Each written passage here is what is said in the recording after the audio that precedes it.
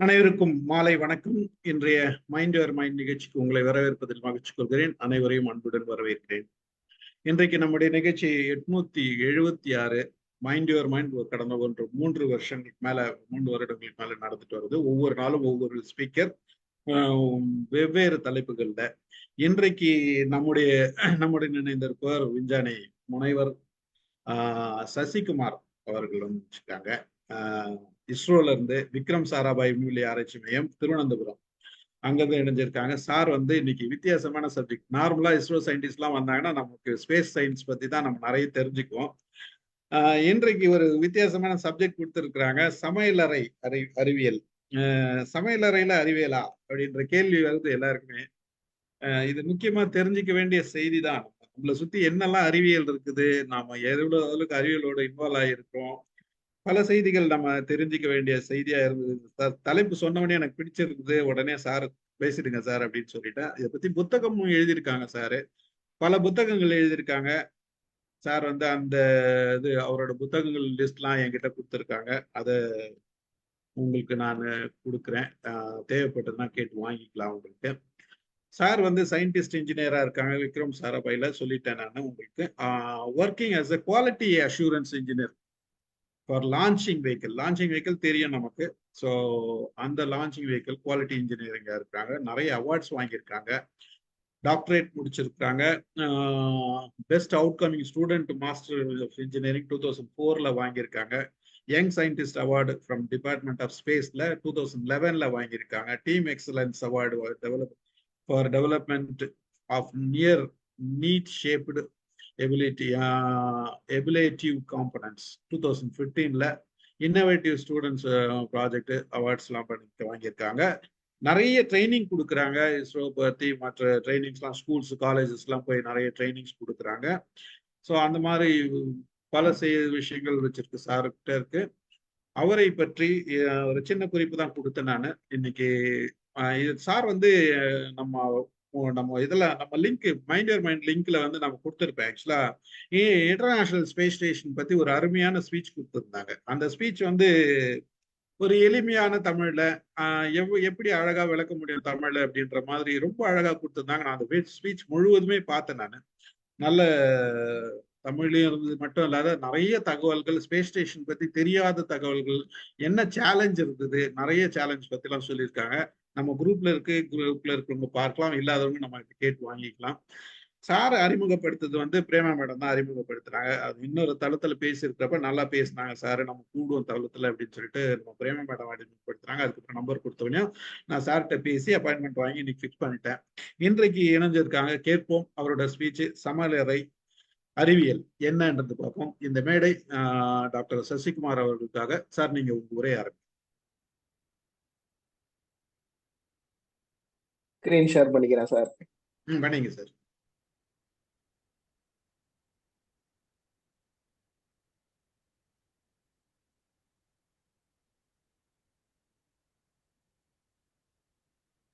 Okay sir, screen வந்துருச்சு. நீங்க ஆரம்பிச்சு. ஓகே, எல்லாருக்கும் மாலை வணக்கம். ஒரு சயின்டிஸ்ட கூப்பிடணும் அப்படின்னா இப்ப ஸ்பேஸ்ல கொஞ்சம் ஃபேமஸ் ஆயிடுச்சு. எல்லாரும் ஸ்பேஸ் சயின்டிஸ்ட கூப்பிடுங்க, ராக்கெட் என்ன சேட்டலைட் என்ன அப்படின்னு நினைச்சுக்கிட்டு இருந்த நேரத்துல டபார்னு தலைப்பு என்ன இப்படி கொடுத்துட்டாரு அப்படின்னு கொஞ்சம் நிறைய பேத்துக்கு ஆச்சரியமா இருக்கும். சமையலறையில் என்னப்பா அறிவியல் அப்படின்னு சொல்லி இந்த இதை நான் என்னோட ஒரு 2-4 புத்தகத்துல வேற வேற தளத்துல இதை எழுதியிருக்கிறேன். இதை பத்தி உங்களுடன் ஒரு ஒரு பேச்சேன்னு இல்லாம ஒரு உரையாடலா இருக்கட்டும் அப்படிங்கறதுனால என்னோட புரிதல், நான் சின்ன வயசுல இருந்து பார்த்த புரிதலுக்கும் அதற்கு பின்னாடி இருக்கக்கூடிய அறிவியலுக்கும், நாம் நவீன காலத்தில் கூறிக்கொண்டிருக்கும் மிகப்பெரிய கண்டுபிடிப்பு என சொல்லப்படும் அறிவியலுக்கும் உள்ள ஒரு பாலம், சம்பந்தத்தை ஒரு பாலமாக போட்டு சொல்றதுதான் இதனுடைய ஐடியா. இதுல நானும் நிறைய கத்துக்கிட்டேன். அதனால உங்களுக்கும் அந்த இதை நான் கத்துக்கிட்டதை சொல்றதுக்காக சொல்றேன். இந்த கதையில இந்த எல்லா சினிமா படத்துலயும் அந்த முதல்ல வர சிறுவன், ஒரு கதாநாயகனுடைய சிறுவனா காட்டுவாங்க இல்லையா? அப்படி ஒரு சிறுவனா அந்த சமையலறை கதையில வர வேண்டிய ஒரு ஆள் நான் யார சொல்லணும்னு நினைக்கிறேன் அப்படின்னா, நீராவி இன்ஜினை கண்டுபிடிக்க உதவிய மனிதர். அவர் ஜேம்ஸ் வாட்டன் சிலர் சொல்றாங்க, அந்த கதை தவறுன்னு சிலர் சொல்றாங்க. அதை பத்தி வேண்டாம், ஆனா கதை நல்லா இருக்குது, அதனால கதையை மட்டும் எடுத்துக்கோங்க. என்னன்னா, ஒரு அம்மா உடம்பு சரியில்லாம படுத்திருக்கிறாங்க. தம்பி எனக்கு சுடுதண்ணி கொஞ்சம் கொண்டு வாப்பா அப்படின்னு கேக்குறாங்க. அப்ப அந்த பையன் போய் சுடுதண்ணி வைக்கிறதுக்காக ஒரு குண்டால ஊத்தி தண்ணி காய வைக்கிறான். காய வச்சுக்கிட்டு இருக்கும்போது இந்த தட்டத்தை வச்சு மூடி வச்சுட்டான். மூடி வச்ச உடனே கொஞ்ச நேரத்துல அந்த தட்டம் தூக்குது. டபார்னு கீழே விழுகுது. அவனுக்கு பயங்கர ஆச்சரியம். நான் இங்க உட்கார்ந்து இருக்கிறேன், யாரா இந்த தட்டத்தை தூக்குறாங்க அப்படின்னு பாக்குறான். மறுபடியும் தட்டம் தூக்குது, கீழே விழுகுது. அவனுக்கு ரொம்ப ஆச்சரியம். அம்மாவுக்கு சுடுதண்ணி கொண்டு போறதையே மறந்துட்டு, இந்த தண்ணீர் நீராவியாக மாறும் பொழுது அந்த நீராவிக்குள் ஒரு சக்தி இருக்கிறது. அந்த சக்தி இந்த தட்டத்தை தூக்குகிறது அப்படிங்கிற ஒரு புரிதல் அவனுக்கு வருது. அந்த கதையில இருந்துதான் வந்து ஸ்டீம் இன்ஜின் தயாரிக்கிறாங்க. ஸோ இந்த ஸ்டீம் இன்ஜின் வருது.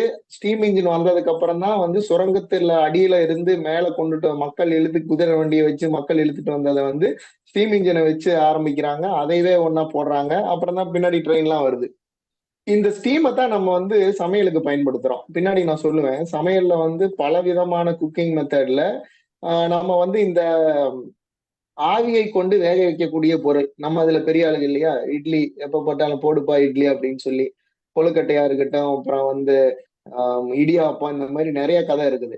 இந்த ஸ்டீம் அதாவது 100 டிகிரிக்கு மேல போச்சு அப்படின்னா தண்ணீர் வந்து கொதிக்கும். ஆனா 105ல சரி கொதித்து நீராவியாக மாறும். 105ல இருக்குதா, 170ல இருக்குதா, 200ல இருக்குதா, 300ல இருக்குதா அப்படிங்கிறத பொறுத்து அந்த நீராவியில் இருக்கக்கூடிய ஆற்றல் வந்து மாறுபடும். ஆனா இதை வச்சுதான் நம்ம நிறைய செய்யறோங்கிறதா இங்க இருக்கிற பின்னாடி இது.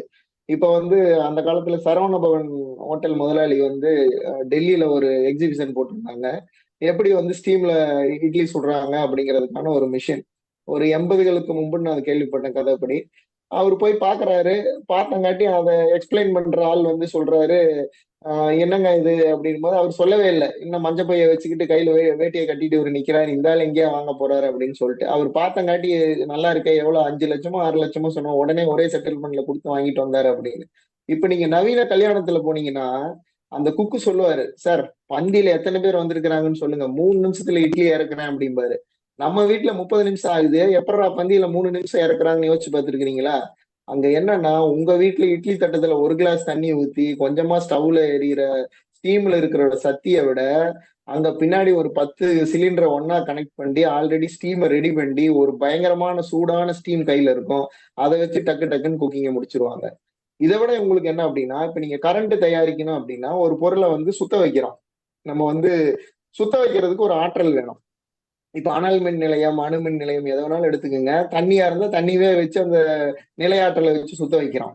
இப்ப தண்ணியை சூடு பண்ணி அதை நீராவியாக்கி அதை மறுபடியும் இன்னும் சூடு பண்ணி 300 டிகிரி 400 டிகிரி நீராவியாக்கி அதை வந்து டர்பைனை சுத்த வச்சு அது சுத்துறதுனால கரண்ட் தயாரிக்கிறோம். இப்படிதான் வந்து கரண்டே வந்து தயாரிக்கிறாங்க. அந்த கதையில அப்படி போகுது. சரி, இப்ப 2வது நம்ம பார்த்தோம் அப்படின்னா எந்த காபி சிலர் வந்து எனக்கு காஃபி சூடா வேணும், நல்லா சூடா கொண்டுகிட்டு வா அப்படிம்பாங்க இல்லையா? என்ன ஆறி போய் கொண்டு வந்திருக்கிற அப்படின்னு. சரி, இதுக்கு முன்னாடி எது சீக்கிரம் ஆறி போகும், எதை எப்படி கொடுக்கணும் அப்படிங்கிறதுக்கு பின்னாடி என்னடா அறிவியல் அப்படின்னு பார்த்தோம்னா, இப்ப டீ வந்து கொதிக்க வைக்கிறோம். தண்ணியை போட்டு தண்ணி அழகா கொதிக்க வச்சு இறக்கி கொடுக்குறோம். ஆனா காஃபி என்ன பண்றோம்? டிகாசன் ரெடி பண்ணி வச்சுக்கிட்டு அப்புறமா பாலை கொண்டாந்து டிகாசன்ல ஊத்துறோம். அப்படின்னா ஒரு பொருள் ஆல்ரெடி வந்து ஜில்லுன்னு இருக்குது. ஜில்லுன்னு இருக்கிற பொருள்ல நீங்க சூடா இருக்கிற பாலை கொண்டாந்து ஊத்துறீங்க. அதனால டீ எவ்வளவு சீக்கிரம் ஆறுதோ அதை விட முன்னாடியே காஃபி ஆறி போயிடும். இப்ப கேரளால எல்லாம் பாத்தீங்கன்னா கட்டஞ்சாயா கொண்டு வா அப்படிம்பாங்க. நம்ம ஊர்ல வந்து பால் இல்லா காஃபி கொண்டு வா அப்படிம்பாங்க. அந்த காஃபிக்கும் பால் இருக்கிற காஃபிக்கும் போட்டி வச்சோம்னா யாரா முதல்ல ஆடுவாங்க அப்படின்னா, ஆறி போகும் அப்படின்னா, இப்ப தண்ணியுடைய கொதிநிலை 100 டிகிரி. 100 டிகிரி ஆகும்போது தண்ணி கொதிக்கும். ஆனா பாலுடைய கொதிநிலை வந்து 90 டிகிரி தான். 91 டிகிரிலேயே பால் கொதிச்சிடும். அப்ப 9 டிகிரி வித்தியாசம் இருக்குது. அப்படி முன்னாடியே கொதிக்கக்கூடிய பாலை தான் நம்ம இறக்கி வச்சு சுட சுட ஊத்துறோம் அப்படின்னு சொல்றோம்.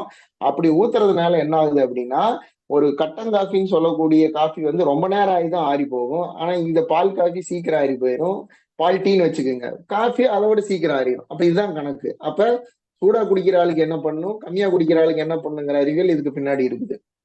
இன்னொன்னு, டீ கடைக்கு போனா எதுக்கு வந்து கண்ணாடி டம்ளர்ல கொடுக்குறாங்க, ஸ்டீல் டம்ளர்ல நம்ம வீட்டுல கொடுக்குறோம். இதுக்கு என்னடா அப்படின்னா, ஒரு பொருள் வந்து தான் மேல படக்கூடிய ஹீட்டை எப்படி வந்து கடத்துது அப்படிங்கிறதுக்கு கண்டக்ஷன் அப்படின்னு சொல்றோம், கடத்துதிறன் அப்படின்னு. என்னன்னா ஸ்டீலுடைய அதுக்கு ஒரு நான் ஒரு இது ஒரு நம்பர் 15ன்னு வச்சுங்க, watt per metre degree kelvin அப்படின்னு நம்ம சொல்லுவோம். ஆனா இந்த வேல்யூ வந்து கண்ணாடிக்கு வெறும் ஒண்ணுதான். அப்படின்னா என்னன்னா, ஒரு கண்ணாடியில வந்து நீங்க டம்ளர் ஊத்துனீங்கன்னா அந்த கண்ணாடியில் இருக்கக்கூடிய அந்த காப்பி வந்து ஆறுவதற்கு ரொம்ப நேரம் எடுக்கும். ஆனா ஸ்டீல் டம்ளர்ல ஊத்துனீங்கன்னா அதுல இருக்கிற, இப்ப ஸ்டீல் டம்ளர்ல ஒரு டீயை ஊத்திட்டு கண்ணாடி டம்ளர் ஊத்திட்டு ரெண்டையும் ஒரு ரூம்குள்ள வச்சீங்க அப்படின்னா ஸ்டீல் சீக்கிரம் ஆறி போயிடும். ஏன்னா அந்த ஸ்டீல் டம்ளர் வழியா நிறைய போயிடும். இதை அப்படியே நீங்க நம்ம உடம்போட கம்பேர் பண்ணலாம். இப்ப நம்ம உடம்பு வந்து ஒரு அடுப்பு. நீங்க வந்து மெட்ராஸ்ல இருக்கிற வெயில்ல போயிருந்தீங்கனாலும் சரி, ஊட்டி குளிர்ல போய் படுத்திருந்தாலும் சரி, இல்ல காஷ்மீர்ல போய் இமயமலை அடியில எங்கேயாவது இருந்தாலும் என்ன ஆகுன்னா நம்ம உடம்பு வந்து ஒரு குறிப்பிட்ட வெப்பநிலையில தான் இருக்கும். அப்ப நம்ம உடம்புல இருந்து ஹீட் வெளியே போய்கிட்டு தான் இருக்கும். அப்ப இந்த வெளியே போற ஹீட்டை போகாம தடுக்க வேண்டிய முக்கியத்துவம் நம்ம இருக்கு. இப்ப குளிர்காலத்துல குளிரான இடத்துக்கு போனோம் அப்படின்னா நிறைய பசிக்கும் நமக்கு. அப்ப நிறைய நம்ம சாப்பிடுற சாப்பாடு என்னன்னா அந்த சாப்பாடு வந்து வெப்ப ஆற்றலாக மாறி உடலின் வெப்பநிலையை தக்க வைக்குது. அதுக்காக தான் இது. இப்ப வந்து நம்ம டூ வீலர் எடுத்துக்கிட்டீங்கன்னா டூ வீலருக்கு வந்து தண்ணி ஊத்தி கூல் பண்ண வேண்டியது இல்ல. இன்ஜின் இருக்கும். இன்ஜினை சுத்தியும் ஒரு தகடு மாதிரி நீட்டி விட்டுருப்பாங்க. நீங்க பாத்தீங்கன்னா தெரியும். ஒரு நல்ல வேகமா போற பைக் எல்லாம் அதுக்கு பேரு ஃபின் அப்படின்னு பேரு. என்னன்னா ஏரியாவை பரப்பளவை அதிகப்படுத்துவதால் அந்த இயந்திரத்தில் உருவாகக்கூடிய வெப்பத்தை கடத்துவதற்காக நாம் உருவாக்கப்பட்டுள்ள ஒரு முறை. இதே மாதிரி நம்ம உடம்புல எதிரா பின்னுனா விரல்கள் தான். விரல்கள் பாத்தீங்கன்னா நீள நீளமா இருக்கிறனால அதுல வந்து நிறைய பரப்பளவு இருக்கும். அப்ப நீங்க எங்கேயாவது குளிரான இடத்துக்கு போகணும், உடம்ப சில்லுன்னு ஆகாத காப்பாத்தணும்னா காலுக்கும் கையுக்கும் கிளவுஸ் போட வேண்டியது முக்கியம். இதுதான் முக்கியம். இப்ப மறுபடியும் இந்த ஸ்டீல் டம்ளருக்கும் கண்ணாடி டம்ளருக்கும் வந்தீங்கன்னா அந்த கண்டக்டிவிட்டி நான் சொன்னேன் இல்லையா, நம்ம உடம்பில் இருக்கக்கூடிய தோல் வந்து ஒரு இன்சுலேட்டர். நம்ம தோல் என்ன பண்ணும் அப்படின்னா நம்ம ஹீட்டை வந்து வெளியே கொண்டு போறாத அளவுக்கு ஒரு இன்சுலேட்டர் இருக்கு. எப்படி ஒரு கண்ணாடி டம்ளரின் வெப்பம் கடத்துதிறன் குறைவாக இருக்கிறதோ அதே அளவு கடத்துதிறன் தான் நம்ம தோலுக்கு இருக்கும். இப்ப குழந்தைகளுக்கு எடுத்தீங்கன்னா பாடி சூடா இருக்கும். இப்ப திடீர்னு வந்து ஒரு தாத்தா பாட்டி எல்லாம் பார்த்தா "அட, உடம்பு சுடுது, ஒண்ணும் பிரச்சனை இல்லை, வெயி குழந்தை" அப்படிம்பாங்க. புதுசா வந்து இப்பதான் குழந்தை பாக்குறேன் அப்படிங்கிற பொண்ணு என்ன சொல்லலாம், ஐயோ என் பையனுக்கு சுடுதே, சீக்கிரம் ஓடு டாக்டரை பாரு, பாராசிட்டமால் ஊத்து அப்படின்னு நினைச்சுக்குவாங்க. ஆனா அது அப்படி, அது தேவையே இல்லை. ஏன் அப்படின்னா ஒரு பாடி நம்ம வந்து நம்ம உடம்பில் இருக்கக்கூடிய வெப்பம் நமது உடம்பில் இருக்கக்கூடிய பரப்பளவு சர்ஃபேஸ் ஏரியான்னு சொல்லக்கூடியது குழந்தைக்கு அதிகமா இருக்கும். ஏன்னா குழந்தையுடைய எடை குறைவு அதிகமா இருக்கிறதுனால என்ன ஆகுன்னா குழந்தையுடைய உடலில் இருந்து அதிக அளவு வெப்ப ஆற்றல் வெளியேற்ற கொண்டுகிட்டே இருக்கும். அப்ப இந்த வெப்ப ஆற்றல் வெளியே போறதுனால என்ன பண்றதுன்னா பாடியே இயற்கையாகவே அதிகமா வெப்பத்தை மெயின்டைன் பண்ணிக்கிட்டே இருக்கும். அப்பதான் டெம்பரேச்சர் கீழே போகாது இருக்கு. அதனாலதான் அப்பப்ப குழந்தைக்கு உடம்பு சுடுற மாதிரி இருக்கும். நம்ம அந்த 98.6 இருந்து 99.43 வந்தா கூட நீங்க வந்து குழந்தைக்கு காய்ச்சல் அப்படிலாம் கிடையாது. அது பாடியை வந்து இது பண்றதுக்கான ஒரு செயல்முறை. இப்ப சமையல் பண்றதுல வந்து நிறைய யூடியூப் சேனல் இருக்குது. நிறைய பேர் சமையல் பண்ணுவாங்க. ஆளாளுக்கு ஒரு டிப்ஸ் கொடுப்பாங்க. இப்படி போடு, அப்படி போடு அப்படின்னு சொல்லி. எல்லாம் பார்த்து செஞ்சாலும் கடைசியில சமையல் ருசிக்க மாட்டேங்குது. ஏன்டா ருசிக்கல? சரி, இங்க நீங்க வந்து ரொம்ப ஹைஃபையா ஒரு அடுப்புல செஞ்சுட்டு அப்படியே பக்கத்துல ஃப்ரெண்டு வீட்டுக்கு போய் வாங்க எல்லாரும் சேர்ந்து ஒரு கூட்டாஞ்சோறு சமைப்போம்னு சமைச்சா அங்க கொஞ்சம் ருசி மாறி போயிடும். இதை யோசிச்சு பார்த்திருக்கிறீங்களா என்னைக்காவது? அதாவது ஒரு பொருளை வந்து நீங்க அது சில அடுப்புக்கெல்லாம் அந்த அந்த குக்கிங் எக்ஸ்பர்ட் சொல்லுவார், இந்த நிறத்தில் வந்தவுடன் அடுப்பை சிம்மில் வைத்து விட வேண்டும், வைத்து விட்டு 10 நிமிடங்கள் காத்திருக்கவும் அப்படின்னு அவர் சொல்லிட்டு போயிடுவாரு. அது நம்ம என்ன இதெல்லாம் ஆலோசிச்சீங்கன்னா என்னன்னா, இப்ப நான் வந்து ஒரே மாதிரி கரம் மசாலான்னு சொல்லக்கூடிய மசாலா பொருட்களையும் எல்லாத்தையும் நான் கொடுக்குறேன்னு வச்சுக்கலாம். உங்களுக்கு கொடுக்குறேன், உங்க புள்ள இருந்தா புள்ள, உங்க அம்மா இருந்தா உங்க அம்மா, பாட்டி மகள் பேத்தி 3 பேர் சமைக்கிறாங்க அப்படின்னா 3 டேஸ்ட்டும் ஒரே மாதிரி இருக்கும். அதுக்கு என்ன காரணம் அப்படின்னா நீங்க அந்த சமையல் செய்யும் போது அதில் இருந்து அந்த ஆவி வெளியே போகுது இல்லையா, அந்த ஆவி ஆகக்கூடிய பொருட்கள்ல வந்து எண்ணெய் மாதிரியான இருக்கக்கூடிய பொருட்கள் ஆவியாகும். அந்த எண்ணெய் மாதிரி ஆவியாகக்கூடிய பொருட்களில் நாம் சேர்த்தக்கூடிய மசாலாவும் ஆவியாகி போயிடும். அப்ப ஒருத்தர் வந்து விறகடுப்புல சமைக்கிறாரு, ஒருத்தர் கேஸ் அடுப்புல சமைக்கிறாரு, அதிகமா ஃபிளேம் வச்சு சமைக்கிறாரு, இல்ல அதிக வெப்பத்தை கடத்தக்கூடிய காப்பர் பாத்திரங்களை வைத்து சமைக்கிறார், மண் பாத்திரங்களை சமைக்கிறார். இப்ப மண் பாத்திரம் என்னன்னா மண் பாத்திரத்துல ஒரு குழம்பு வச்சு இறக்கி வச்சுட்டீங்கன்னா கூட என்ன ஆகும், கொஞ்ச நேரம் கொதிச்சுக்கிட்டே இருக்கும். ஆனா நம்ம வட சட்டியில வச்சோம் அப்படின்னா அப்படியே போயிடும். எங்கடா போச்சு அப்படின்னா இந்த மண் வந்து தன்னுடைய சூட்டை வச்சிருக்கோம். அப்ப நம்ம குக் பண்றதுக்கு 3 நிமிஷம் முன்னாடியே மண் அடுப்புல நிறுத்தணும். ஆனா வடச்சட்டியில குக் ஆகி முடிச்சதுக்கு அப்புறம் தான் நிறுத்தணும். அங்கதான் கதையா இருக்குது. ஆனா மண்ணடுப்பில் செஞ்சால் நல்லதுன்னு படிச்சுட்டு இது தெரியாம பத்த வச்சுட்டோம்னா கடைசியில எல்லாமே வந்து என்ன ஆகி போயிடும், இதாகி போயிடும். இப்ப என்ன பிரச்சனைன்னா பாட்டிக்கு தெரிஞ்சிருக்கும் விறகடுப்புல வச்சா எப்படி வரும் அப்படிங்கிறது. ஆனா புதுசா சமையல் யூடியூப் பார்த்து சமையல் பண்ற பொண்ணுக்கு இதோட பையனும் வச்சுக்கலாம், என் பொண்ணுனே சொல்லணும், பையங்களும் இப்ப சமைக்கிறாங்க இல்லையா, தெரியாது. அதுதான் பிரச்சனை. அப்ப இந்த இந்த அதில் இருக்கக்கூடிய மசாலா பொருட்கள் எப்படி போகுதுங்கிறத பொறுத்து இப்ப அடுத்த எதிர்காலத்துல எல்லாம் வந்து நவீன இயந்திரம் வந்துடும். ஆர்டிபிஷியல் இன்டெலிஜென்ஸ் ஒரு கோடு எழுதி கொடுத்தா எப்ப கொட்டணும், எப்ப ரீடிங் எடுக்கும், அப்படி ஒரு நான் டச்சபிள் ஒரு இது இருக்கு. நீங்க அந்த கொரோனா வந்தப்ப இந்த ஏர்போர்ட்ல உங்க நெத்தியில அடிச்சு பார்த்து உனக்கு காய்ச்சல் இருக்குது இல்லைன்னு சொன்ன மாதிரி குழம்புக்குள்ள ஒரு அப்படி ஒரு அடிச்சு பார்க்கும். ஓ இவ்வளவு டெம்பரேச்சர் இருக்குது, கொட்டுறா மசாலாவை கொட்டுறா அப்படின்னு அதுவே கொட்டுற மாதிரி வந்தாலும் வந்துடலாம் அப்படி இருக்கும். சரி, இந்த கதையிலிருந்து அப்படியே எக்ஸ்டென்ஷன் நவீன கால குப்பை தொட்டி அப்படின்னு நம்ம பாராட்டக்கூடிய பொருள் என்ன? நம்ம வீட்டுல இருக்கிற ஃப்ரிட்ஜ். சோ இந்த குளிர்சாதன பெட்டி இதுக்குள்ள சாம்பாரை தூக்கி வச்சா, சாம்பாரை வச்சுட்டேன்னு மறந்து போறவங்க நிறைய பேரு. இப்ப வந்து சாம்பாரை நான் தூக்கி உள்ள வைக்கிறேன்னு வச்சுக்கலாம். சாம்பார் முத நாள் ஒரு மாதிரி ருசிக்கும், ரெண்டாவது நாள் கொஞ்சம் கட்டி ஆயிரும் இல்லையா, மூணாவது நாள் கொஞ்சம் பேத்துதான் எடுக்கிற மாதிரி இருக்கும். ஏன்டா அப்படின்னு யோசிச்சு பார்த்தேன் அப்படின்னா, இந்த ஃப்ரிட்ஜுக்குள்ள என்னன்னா ஈரப்பதம் இல்லாத ஒரு நிலையை வந்து அது உருவாக்குது. இப்ப என்னன்னா, நீங்க இப்ப ஒரு ஏரோப்ளைன்ல டிராவல் பண்றீங்க அப்படின்னா, ஏரோப்ளைன்ல ஒரு 3 மணி நேரம் 4 மணி நேரம் போயிட்டீங்கன்னா ரொம்ப உலர்வா நினைப்பீங்க. என்னடா ஒரு ட்ரையா இருக்குது மூஞ்சி எல்லாம், ஒரு தண்ணி குடிக்கலாம், உதட்டல் எல்லாம் அப்படின்னு. என்னன்னா இந்த ஏரோப்ளைன் மேல போகும்போது அதை வந்து அதனுடைய வெப்பநிலையும் கம்மியா இருக்கும், அதுல இருக்கிற ஈரப்பதம் சொல்லக்கூடிய அளவும் கம்மியா இருக்கும். அப்படி இருந்தா தான் அந்த பைலட்டுக்கு வந்து ஓட்ட முடியும். இல்லைன்னா வெளியே இருக்கக்கூடிய நீர்த்தவளைகள்லாம் வந்து அந்த கண்ணாடியை மறைச்சிரும், அந்த பிரச்சனை எல்லாம் இருக்கு. அதனால அப்படி வச்சிருப்பாங்க. இப்ப அதிகமான வெப்பநிலையில் கம்மியான ஹுமிடிட்டி இருந்தா வந்து இந்த அந்த மாதிரி இடத்துல அந்த மாதிரி சீதோசன நிலையில் எவ்வளவு தண்ணீரை சேர்த்த முடியும் பாத்தீங்கன்னா, வெப்பநிலை அதிகமாக அதிகமாக ஹுமிடிட்டி கொஞ்சம் 40-50 இருந்தா கூட நிறைய சேர்த்த முடியும். நீங்க வந்து ஒரு சகாரா பாலைவனத்துல நடந்து போறீங்கன்னு வச்சுக்கலாம். உங்க உடம்புல இருந்து என்ன வரும்? நிறைய வியர்வை வெளியே வரும். நம்ம உடம்புல வந்து நிறைய நுண்ணிய துளைகள் இருக்கின்றன. அந்த துளைகள் வழியாக வியர்வை வந்து வெளியே வரும். ஏன்னா நம்ம உடல் ஒரு அடுப்பு, நம்ம உடம்புல வந்து ஒரு குறிப்பிட்ட வெப்பநிலையை அது தாக்கு பிடிக்கணும். இப்ப நீங்க சூடான இடத்துல போனீங்கன்னா உள்ள இருக்கிற தண்ணியை வெளியே தள்ளி வியர்வையாக வெளியே தள்ளி அந்த இதை வந்து மெயின்டைன் பண்ணுது. ஆனா அந்த தண்ணி வெளியே வந்தோடனே நாம் நடந்து கொண்டிருக்கும் சகாரா பாலைவனத்தின் வெப்பநிலை அதிகம், அங்கே ஈரப்பதமும் குறைவு. அதனால் உடலில் இருந்து வெளிவரும் வெப்ப நீரை உறிஞ்சிக் கொள்ளக்கூடிய வகையில் அதனுடைய வளிமண்டலம் சுற்றுச்சூழல் இருக்கிறது. அதனால எடுத்துக்கும். இப்ப இதையே வந்து நான் வந்து கடற்கரையோரம் நடந்தேன் அப்படின்னா, கடற்கரையோரம் என்ன இருக்குன்னா அதிகமா ஈரப்பதம் இருக்கும். நம்ம உடம்புல இருந்து வெளிவர தண்ணியை வந்து அந்த காத்துனால எடுத்துக்க முடியாது. அதனால நமக்கு வந்து அப்படியே வேர்வை கொட்டுன்னு கொட்டும். இப்ப ஃப்ரிட்ஜுக்குள்ள இந்த கதை தான் நடக்குது.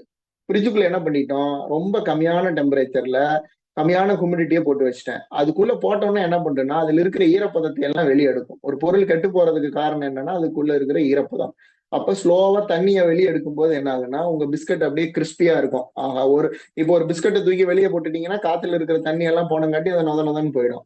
இப்ப உள்ள இருக்கிறது எடுக்கும். நீங்க சாம்பாரை சமைச்சு அப்படியே உள்ள வச்சிட்டீங்க அப்படின்னா சாம்பாருக்குள்ள நீங்க போட்ட தண்ணி இருக்குது இல்லையா, இந்த தண்ணி கொஞ்சம் கொஞ்சமா வந்து வெளியே போகும். அதனாலதான் உங்க சாம்பார் 2வது நாள் 3வது நாள் ஆகும்போது கட்டி ஆகும். கட்டி ஆகும்போது நீங்க முதல்ல போட்டீங்க பாத்தியா மசாலா, 1 லிட்டர் சாம்பாருக்கு 25 கிராம்னு போட்ட அளவு இப்ப என்ன ஆயிடுச்சு, அளவு மாறி போச்சு, சாம்பாருடைய டேஸ்ட் மாறி போச்சு. இதுதான் கதை. 2வது, ஃப்ரிட்ஜுக்குள்ள பொருளை வச்சுட்டு அந்த தண்ணி வெளியே போகும்போது அது போறதுக்கு ஓட்டை இல்லாம நீங்க ஒரு பாத்திரத்துல மூடி வச்சீங்கன்னா அந்த அந்த வெளியே போற தண்ணி, அதாவது வெளியே போற ஈரப்பதம் வந்து என்ன ஆகுன்னா அந்த மேல இருக்கிற மூடியிலேயே பட்டு மறுபடியும் அந்த பொருளுக்குள்ளேயே விழுந்து மறுபடியும் அது வந்து என்ன ஆயிடும், அந்த பொருள் வந்து கெட்டு போறதுக்கான வழியா தான் இருக்கும். சரி, இப்ப தேவையே கண்டுபிடிப்பின் தாய் அப்படிங்கறதான் வந்து நம்ம கேட்டிருப்போம் பார்த்திருப்போம். உதாரணத்துக்கு நம்ம வீட்டுல இருக்கிற 2 பொருளை பார்த்துக்குவோம், மிக்சியும் கிரைண்டரையும் எடுத்துக்குவோம். மிக்சி வந்து நம்ம கண்டுபிடிக்கல, ஐரோப்பாக்காரங்க தான் கண்டுபிடிச்சாங்க. ஏன்னா அவங்க ஊர்ல தான் இந்த பன்னு சாப்பிட்ற பழக்கம் இருக்கு. அப்ப பன்னுக்கு வந்து பிரெட் வந்து செய்யறதுக்கு முன்னாடி அந்த மாவை வந்து அடிச்சு எடுக்கணும் அப்படிங்கிற ஒரு தேவை இருக்கிறதுனால அது எப்படி செய்யலாம் அப்படின்னு சொல்லி 1908லயே வந்து மிக்சியை கண்டுபிடிச்சிட்டாங்க. ஆனா நம்ம தான் இட்லி பிரியர்கள் ஆச்சு. ஸோ இட்லி தேவை அப்படிங்காட்டி தீபாவளிக்கும் பொங்கலுக்கும் சுட்டுக்கிட்டு இருந்த இட்லி எப்படா டெய்லியும் கொண்டு வரது அப்படிங்கறதுக்காக கண்டுபிடிச்சதான் நம்ம ஒரு கிரைண்டர். இப்ப இது ரெண்டுமே வந்து சுத்துது. வேகம் வந்து வாழ்க்கையில ரொம்ப முக்கியம். அதிவேகம் போனா என்ன வேகம் அப்படின்னு சொல்லி இப்போ ஒரு பேப்பர் இருக்கு, நம்ம சின்ன வயசுல விளையாண்டுருப்போம். இந்த பேப்பரை 4-3 மடிச்சு உங்க மேல தூக்கி போட்டா வலிக்குமா? வலிக்காது. இப்ப இதே பேப்பரை 4-3 மடிச்சு ஒரு ரப்பர் பேண்ட்ல மாட்டி விட்டு இழுத்து அடிச்சுன்னா என்ன ஆகும்? டப்புன்னு அடிக்கும். ஸோ அந்த மாதிரிதான் இந்த மிக்சி வேலை செய்யுது. என்ன அப்படின்னா மிக்சியுடைய சின்னதுதான், ஆனா அதனுடைய வேகம் அதிவேகத்துல சுத்தும். என்னடா வேகம் அப்படின்னா 1 நிமிடத்திற்கு 20,000 முறைக்கு மேல் அதிகமாக சுற்றக்கூடிய திறன்ல சுத்தும். அதனாலதான் ட்ருன்னு சத்தமே உங்களுக்கு வருது. ஆனா கிரைண்டர் அப்படி கிடையாது. கிரைண்டர் ஒரு 1000-1400 தான் சுத்துவாரு. அப்படி சுத்துறதுனால மாவு சூடாகாது, இந்த பக்கம் மாவு உங்களுக்கு சூடாகும். இந்த வேகம் என்னன்னு பாத்தீங்கன்னா, நீங்க உங்க வீட்டுல இருக்கிற அதிநவீன கார், அந்த காருக்குள்ள போய் அதனுடைய ஸ்பீடு போட்டிருப்பான். இங்க வந்து BMW போட்டிருக்கேன்னா பென்ஸ் கார் போட்டிருக்கேன். ஸோ பென்ஸ் காருடைய வேகமே பாத்தீங்கன்னா ஃபுல் பவர்லயே 5000 ஆர்பிஎம்ல தான் அது சுத்துது. அதாவது ஒரு நிமிடத்திற்கு 5000 முறை தான் சுத்துது. இப்ப உங்க தலைக்கு மேல ஓடிக்கிட்டு இருக்கிற ஃபேன் 1200 mm நீளமுள்ள இறக்கையாக இருந்தால் அது 240 முறை தான் சுத்தும். அப்படின்னா உங்க மிக்ஸி எந்த வேகத்துல சுத்துதுன்னு பாருங்க. இது வந்து எங்க ராக்கெட்ல போற சில பொருட்கள் சுத்துற வேகத்துல இந்த மிக்ஸி சுத்துறாரு. அப்பேற்பட்ட அறிவியல் வந்து உங்க வீட்டுக்குள்ள இருக்குது. ரெண்டாவது அழுத்தம். இந்த ப்ரெஷர் குக்கர் வாங்கின காலத்துல குக்கர்ல சமைங்கப்பா, அது கேஸ் விலை குறையும் அப்படின்னப்ப நிறைய பேர் நம்பவே இல்லை. இப்ப எல்லாரும் ப்ரெஷர் குக்கருக்கு மாறிட்டாங்க. ஏதாவது அடுப்புல சோறாக்க தெரியும், குண்டால சோறாக்க தெரியுமான்னா கொஞ்சம் கஷ்டம்தான். பொங்கல் ஏதாவது கோயில் பண்டிகைக்கு போய் பொங்கல் வச்சாலே சாமி கொஞ்சம் என் பொங்கல் நல்லா வந்துடணும்ப்பா அப்படின்னு சாமி கும்பிட்டு பொங்கல் வைக்கிற ரேஞ்சில தான் இருக்கிறோம். இப்ப என்னன்னா, இப்ப வந்து எல்லா இடத்துலயுமே இந்த அழுத்தம் இருக்குது. இப்ப போய் ஹாஸ்பிட்டல்ல போய் டாக்டரை போய் பாக்குறீங்க, அவர் கையில ஒண்ண மாட்டி விட்டு அமுத்தி பாக்குறாரு. பார்த்துட்டு ஏங்க உங்களுக்கு ப்ரெஷர் கொஞ்சம் கூடி போச்சுங்க, 120க்கு பதிலா 140 ஆயிடுச்சு அப்படிங்கிறாரு. ஆனா அங்க என்ன சொல்றோம்னா, மில்லி மீட்டர் ஆஃப் மெர்க்குரியுடைய அழுத்தத்துல சொல்றோம். அதாவது ஒரு வளிமண்டல அழுத்தம் அப்படிங்கிறது 760, அதுதான் கணக்கு. நீங்க அப்படியே பாத்தீங்கன்னா எந்த உயிரினத்திற்கு வந்து இந்த அழுத்தம் அதிகமா இருக்குன்னு பார்த்தோம்னா, நம்ம இதயம் எங்க இருக்கு, இதயத்தில் இருந்து மூளை நம்ம நேரா நிற்கும் பொழுது அதிக உயரத்தில் இருக்கக்கூடிய உறுப்பு எது, அந்த உறுப்பிற்கு கொண்டு போவதற்கு எவ்வளவு திறன் வாய்ந்த பம்ப் வேணுங்கிற மாதிரி நம்ம இதயம் தயார் பண்ணியிருக்கிறாங்க. ஸோ இருக்கிறதுலயே நமக்கு இப்படி 80ல இருந்து 120 இருக்கிற ஜீவராசிகளிலேயே வந்து இந்த ஒட்டகச்சிவிங்கிக்கு தான் அதிக தூரம் இருக்கு. ஸோ ஒட்டகச்சிவிங்கிக்குடைய பம்பு பார்த்தீங்கன்னா மனுஷன மாதிரி ஒரு 4 மடங்கு வேலை செய்யும். சரி, இப்ப அப்படியே இந்த கதைக்கு வந்தோம்னா, நம்ம குக்கர்ல என்னடா பண்றோம் அப்படின்னா, வளிமண்டல அழுத்தம் 1 அப்படின்னு இருந்தா அதை விட ஒரு 60லிருந்து 70 விழுக்காடு அதிகமான அழுத்தத்தில் நம்ம வந்து என்ன பண்றோம், சமைக்கிறோம். இப்படி சமைக்கும் போது நமக்கு 40லிருந்து 70 விழுக்காடு ஆற்றல் வந்து குறையுது. ஒரு தடவை வந்து இந்த சைக்கிளுக்கு பம்ப் அடிக்கலாம், பம்ப் வாங்கி அடிக்கலாம் அப்படிங்கும் போதுதான் இந்த இதை பார்த்தேன். பார்த்தா நம்ம கார்ல அடிக்கிற காத்துடைய அழுத்தத்தை விட சைக்கிளுக்கு அடிக்கிற அழுத்தம் அதிகமா இருக்குது. ஸோ சைக்கிள் பம்பை வச்சு காருக்கு அடிச்சா காமெடியா வந்து எல்லாரும் பாக்குறாங்க. ஏன்னா கடந்த 6-7 வருஷமா நான் வந்து சைக்கிள் பம்புல தான் என் காருக்கு காத்தடிக்கிறேன்.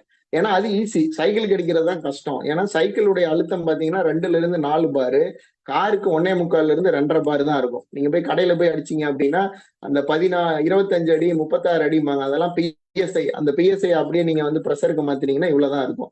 ஸோ அப்ப இந்த அழுத்தத்தால் செய்யக்கூடிய எந்த சமையல் பொருளா இருந்தாலும் அழுத்தத்தை அதிகரிக்கும் போது ஆற்றல் குறைவாக செய்ய முடியும் அப்படிங்கறதுதான் அது கணக்கு. ஒரு பொருளை வேக வைக்கணும், வேக வைக்கிறதுக்கு முன்னாடி குக்கர்ல ஒரு சவுண்ட் விட்டு எடுங்க, இல்ல அதுக்குள்ள ஏதாவது மசாலா பொருளை போட்டு அந்த சவுண்ட்லயே அது கலக்கிற மாதிரி பண்ணுங்க அப்படின்னு பண்ணீங்கன்னா ஆற்றல் செலவினம் குறைவா இருக்கும். தோசைக்கல்லுக்கு பின்னாடி ஒரு தெர்மல் இன்ஜினியரிங் அப்படிங்கிற ஒரு பெரிய கான்செப்டே இருக்குது. இப்ப கடைக்கு போனீங்க அப்படின்னா 100 ரூபாய்க்கும் தோசைக்கல் கிடைக்கும், 2000 ரூபாய்க்கும் தோசைக்கல் கிடைக்கும். எந்த தோசைக்கல்ல வாங்கலாம்? தோசைக்கல் ஏன்டா கல்ல ஒழுங்கா சுடாம போட்டு தீச்சு வச்சுட்டியாடா அப்படின்னு சொல்லி நிறைய பாராட்டெல்லாம் கிடைக்கும் புதுசா தோசை சுடும்போது. ஆனா கடைக்காரர் எங்கேயாவது நீங்க கடையில போய் உட்காந்து இத்தனை வருஷம் ஹோட்டல்ல சாப்பிட்டுருப்போம்ல, எந்த முதலாளியாச்சும் கடையில வேலை செய்யறவர் சொல்லியிருப்பாரா? இல்ல அவரு சொல்லியிருப்பாரா, அண்ணே தோசை நல்லா வரல அண்ணே, அடுத்த தோசைக்கு வெயிட் பண்ணுங்க அப்படின்னு? அதை யோசிச்சு பார்த்திருக்கீங்களா? புதுசா சேர்ந்த மாஸ்டர் இருந்தா கூட அந்த தோசை நல்லா வரும். என்ன அப்படின்னா, இப்ப தோசைக்கு வந்து நடுவாண்ட தீ எரியுது. ஸோ நடுவாண்ட எரியிற தீய வந்து நீங்க பாட்டுக்கு நல்லா பிள்ளைக்கும் பையனுக்கும் மொறு மொறுன்னு பெரிய தோசையா ஊத்தி போடுவான், ரோஸ்ட் போடுவான் அப்படின்னு ஊத்துவீங்க. இந்த ஊத்தாப்பம் எல்லாம் இப்ப யாரும் வீட்லயும் சுடுறது இல்லைன்னே நினைக்கிறேன். மிஞ்சி மிஞ்சி போனா ஏதாவது வெங்காயம் ஊத்தாப்பம் சுடுவீங்க. அப்ப என்ன ஆகுதுன்னா, நீங்க ஊத்துற மாவு வந்து அப்படியே ஒரு 300 350 ஒரு ஸ்கேலை விட பெருசா இருக்கிறதுக்கு நடுவாண்ட எரியக்கூடிய அடுப்பில் இருக்கக்கூடிய ஆற்றல் அந்த மூலையில் இருக்கக்கூடிய தோசைக்கு போகணும். இதுதான் இங்க கதை. ஆனா இப்படி போகும்போது அந்த கல்லு வந்து கொண்டுட்டு போகக்கூடிய திறமை இருக்கிறதா இருக்கணும். அப்ப என்ன, நடுவாண்ட இருக்கிற வெப்பத்தை கடைசி வரை கடத்தக்கூடிய ஒரு பொருளா அந்த கல் இருக்கணும். அதனாலதான் கேஸ்ட் அயர்ன் மாதிரி பொருள் எடுக்கிறாங்க. அதனுடைய கடத்துதிறன் 85 வாட்/மீட்டர்/டிகிரி கெல்வின் இருக்கும். அந்த கடத்துதிறன் கம்மியா இருந்ததுன்னா போச்சு. ஆனா இந்த விலை எதுக்குடா ஆயிடுச்சு அப்படின்னா, நம்ம சிலர் என்ன சொல்லுவான், அவன் நல்ல காசு பரட்டிப்பா, நல்ல பலமான ஆளு, எவ்வளவு அடி கொடுத்தாலும் தாங்குவான் அப்படிங்கிற மாதிரி. இங்க வெப்ப ஏற்பு திறன் அப்படின்னா 1 கிலோ எடைக்கு அதனிடம் எவ்வளவு வெப்பத்தை தாங்கி இருக்கிறது அப்படிங்கிறது தான் இங்க மேட்ரு. இப்ப நான் வந்து என் கல் 1 கிலோ வெயிட் இருக்கிற கல்லா இருந்துச்சுன்னா விலை கம்மியா கிடைக்கும். ஆனா அந்த கல்லுல என்ன ஆயிரும், அடுப்பை தூண்டி விட்டு குறைச்சு விட்டீங்க அப்படின்னா சூட்டு அதிகமா போகும்போது தோசை கருகி போயிடும். தோசை கருகிடுச்சுன்னா அடுத்த தோசை வேலைக்கு ஆகாது. ஆனா இங்க கடைக்காரர் போய் பாத்தீங்கன்னா அவர் அப்படியே ஒரு பெருசா ஒரு கல் வச்சிருப்பாரு, நல்ல தடிமனான கல் வச்சிருப்பாரு. 10,000 ரூபாய் 20,000 ரூபாய் அந்த கல் இருக்கும். அந்த கல்லுல வந்து நீங்க என்னதான் தோசை ஊத்தினீங்கனாலும் அந்த கல்லுல இருக்கிற சூடு கொஞ்சம் குறையும். கீழே விறகடுப்பு போட்டாலும் பிரச்சனை இல்லை, கடைக்காரரும் அழகா சுடுவார், ஒரு பிரச்சனையும் இல்லாம. ரவா தோசை, வீட்டுல ரவா தோசை சுடவே மாட்டோம். ஆனா சிலர் சொல்லுவாங்க, நாங்க சுடுறோங்க, ரவை எடுத்து தோசையில போட்டு விட்டா ரவா தோசை தானே அப்படின்னு சொல்லி. அது டோட்டலாவே தப்பான ப்ராசஸ். ரவா தோசை எப்படின்னா, ரவைய வந்து நம்ம மற்றதை ஊத்துற மாதிரி ஊத்த மாட்டோம், ஸ்பிரிங்க்லிங் செய்யணும். எப்படி எடுத்து நம்ம காலையில தண்ணி தெளிக்கிறோம் வீட்டுக்கு முன்னாடி, இந்த ஊர்ல எல்லாம் தெளிக்கிறீங்களான்னு தெரியல, அந்த காலத்துல நான் பார்த்திருக்கிறேன். இங்க கேரளால எல்லாம் யாரும் தெளிக்கிற மாதிரி தெரியல. அந்த மாதிரி மாவை ஒரு 2-3 மணி நேரத்துல எடுத்து அப்படியே ஒரு மாவை எடுத்து அழகா தெளிக்கும் போது அந்த 2 ரவைக்கு இடை அந்த அதனுடைய பாண்ட் அப்படியே ஒட்டி ஒட்டி வரணும். அதான் அந்த ஓட்ட ஓட்டையா நீங்க பாக்குறது. ஆனா இங்க என்னன்னா, இந்த ரவையே வந்து இந்த தோசை கல்லில் கிடைக்கக்கூடிய ஆற்றலினால் தான் வேகக்கூடியது. அப்ப என்னன்னா, சாதாரண தோசை வந்து சூடாவரி வர்றதுக்கு முன்னாடி இந்த தோசை சூடாகி வர்றதுக்கு கொஞ்சம், அதாவது வெந்து வர்றதுக்கு கொஞ்சம் அதிக நேரம் ஆகும். கடையில போய் உட்காந்துட்டு எனக்கு ஒரு மசால் தோசை, தம்பிக்கு ஒரு ரவா தோசைன்னு சொன்னீங்கன்னா மசால் தோசை சீக்கிரம் வந்துடும், ரவா தோசை கொஞ்சம் மெதுகா தான் வரும். அப்புறம் கடைக்காரர்கிட்ட சண்டை போடக்கூடாது, என்னங்க நான் முன்னாடி ஆர்டர் போட்டேன் வரலன்னா அதுக்கு பின்னாடி இருக்கிற சயின்ஸ் இதுதான். ரெண்டாவது, கோதுமை தோசை. எத்தனை பேர் கோதுமை தோசை சொல்றீங்கன்னு தெரியல. கோதுமை தோசைய அரிசி மாதிரி மெல்லிசா ஊத்த முடியாது, முதல் ப்ராப்ளம். ரெண்டாவது என்னன்னா, அது வந்து இன்சுலேட்டர். நீங்க வந்து ஒரு 1 mm 1.5 mm தான் ஊத்த முடியும். கீழே ஹீட் ஆகி அந்த ஹீட் மேல போய் மேல எல்லாம் வேக வைக்க முடியாது. அரிசி தோசையை ஒன்னா ஊத்தி ஒரு மூடியை வச்சு மூடி அழகா தோசையை சுட்டு எடுத்துடலாம். ஆனா கோதுமை தோசைக்கு அந்த வேலைக்கு ஆகாது. அப்ப என்ன பண்ணும், ஒரு சைடு சுடணும், திருப்பி போட்டு 2வது சைடு சுடணும். நான் சொல்ற நிறைய கதை சமையல் பக்கமே போகாதவங்களுக்கு எல்லாம் புரியாதுன்னு நினைக்கிறேன். அப்புறமா உங்க வீட்டுல இருக்கிற வீட்டம்மா கிட்டயோ பிள்ளைகிட்டயோ இதெல்லாம் கரெக்ட் தானா இல்ல அவர் கதை சொல்றாரா அப்படின்னு கேட்டுக்க, சரியா? அப்படியே திருப்பி போட்டு தான் வந்து சுடுவாங்க. அதுவும் ரெண்டாவது, கோதுமை தோசை ஊத்தும் போது, டேய் தோசையெல்லாம் சீக்கிரம் கிடைக்காது, கொஞ்சம் பொறுமையா இரு, தோசை மெதுகாதான் வரும்னு சொல்லுவாங்க. ஏன்னா நீங்க பாட்டுக்கு வேகமா அடுப்பை பத்த வச்சீங்க அப்படின்னா கீழே இருக்கிறது தீஞ்சு போயிரும், மேல வேகாமையே போயிரும். சோ இந்த மாதிரி எல்லா கதையும் இதுல வருது ஒன்னொன்னா. இனி அடர்த்தி அப்படின்னு 6வதுல இருந்து படிக்கிறோம். நான் அந்த காலத்துல சின்ன பையனா இருக்கும்போது ஒரு கடையில போய் பாக்குறேன், 1 லிட்டர், அந்த அப்பெல்லாம் வந்து எண்ணெயை அளந்துதான் கொடுப்பாங்க, இப்பதான் எல்லாம் பாக்கெட்ல வந்துருச்சு. 1 லிட்டர் எண்ணெயின் விலை இவ்வளவு, 1 கிலோ இவ்வளவு அப்படின்னு. நான் வாங்கிட்டு போய் அளந்து பார்த்து எதுடா லாபம் அப்படின்லாம் கணக்கு போட்டு வாங்குவேன். ஏன் லாபம் அப்படின்னு பாத்தீங்கன்னா, 1 லிட்டர் தண்ணியை எடுத்து எடை போட்டீங்க அப்படின்னா 1 கிலோ தான் இருக்கும். ஆனா 1 லிட்டர் எண்ணெயை எடை போட்டீங்க அப்படின்னா அதனுடைய அடர்த்தி கம்மி. ஒரு கடல் எண்ணெயை தூக்கி தண்ணியில ஊத்தினீங்கன்னா மேல மிதக்கும். ஸோ அந்த மிதக்கிறதுனால என்னன்னா அதனுடைய அடர்த்தி வந்து கம்மி. இப்ப எவ்வளவு இருக்கும் அப்படின்னா ஒரு 910 கிராம் 920 கிராம் அப்படின்னு இருக்கும். ஸோ அப்ப இந்த அடர்த்தி கம்மியா இருக்கிறனால நீங்க அந்த 880 கிராம் எடைக்கு தகுந்த விலையை நீங்க கொடுக்குறீங்களா இல்லையா அப்படிங்கிறது தான் முக்கியம். ஸோ இது வந்து ஒரு பெரிய பாடம். ஒரு கப்பல் எப்படி முதக்குது அப்படிங்கிறதே வந்து இந்த அடர்த்தியுடைய பிரின்சிபல் தான்.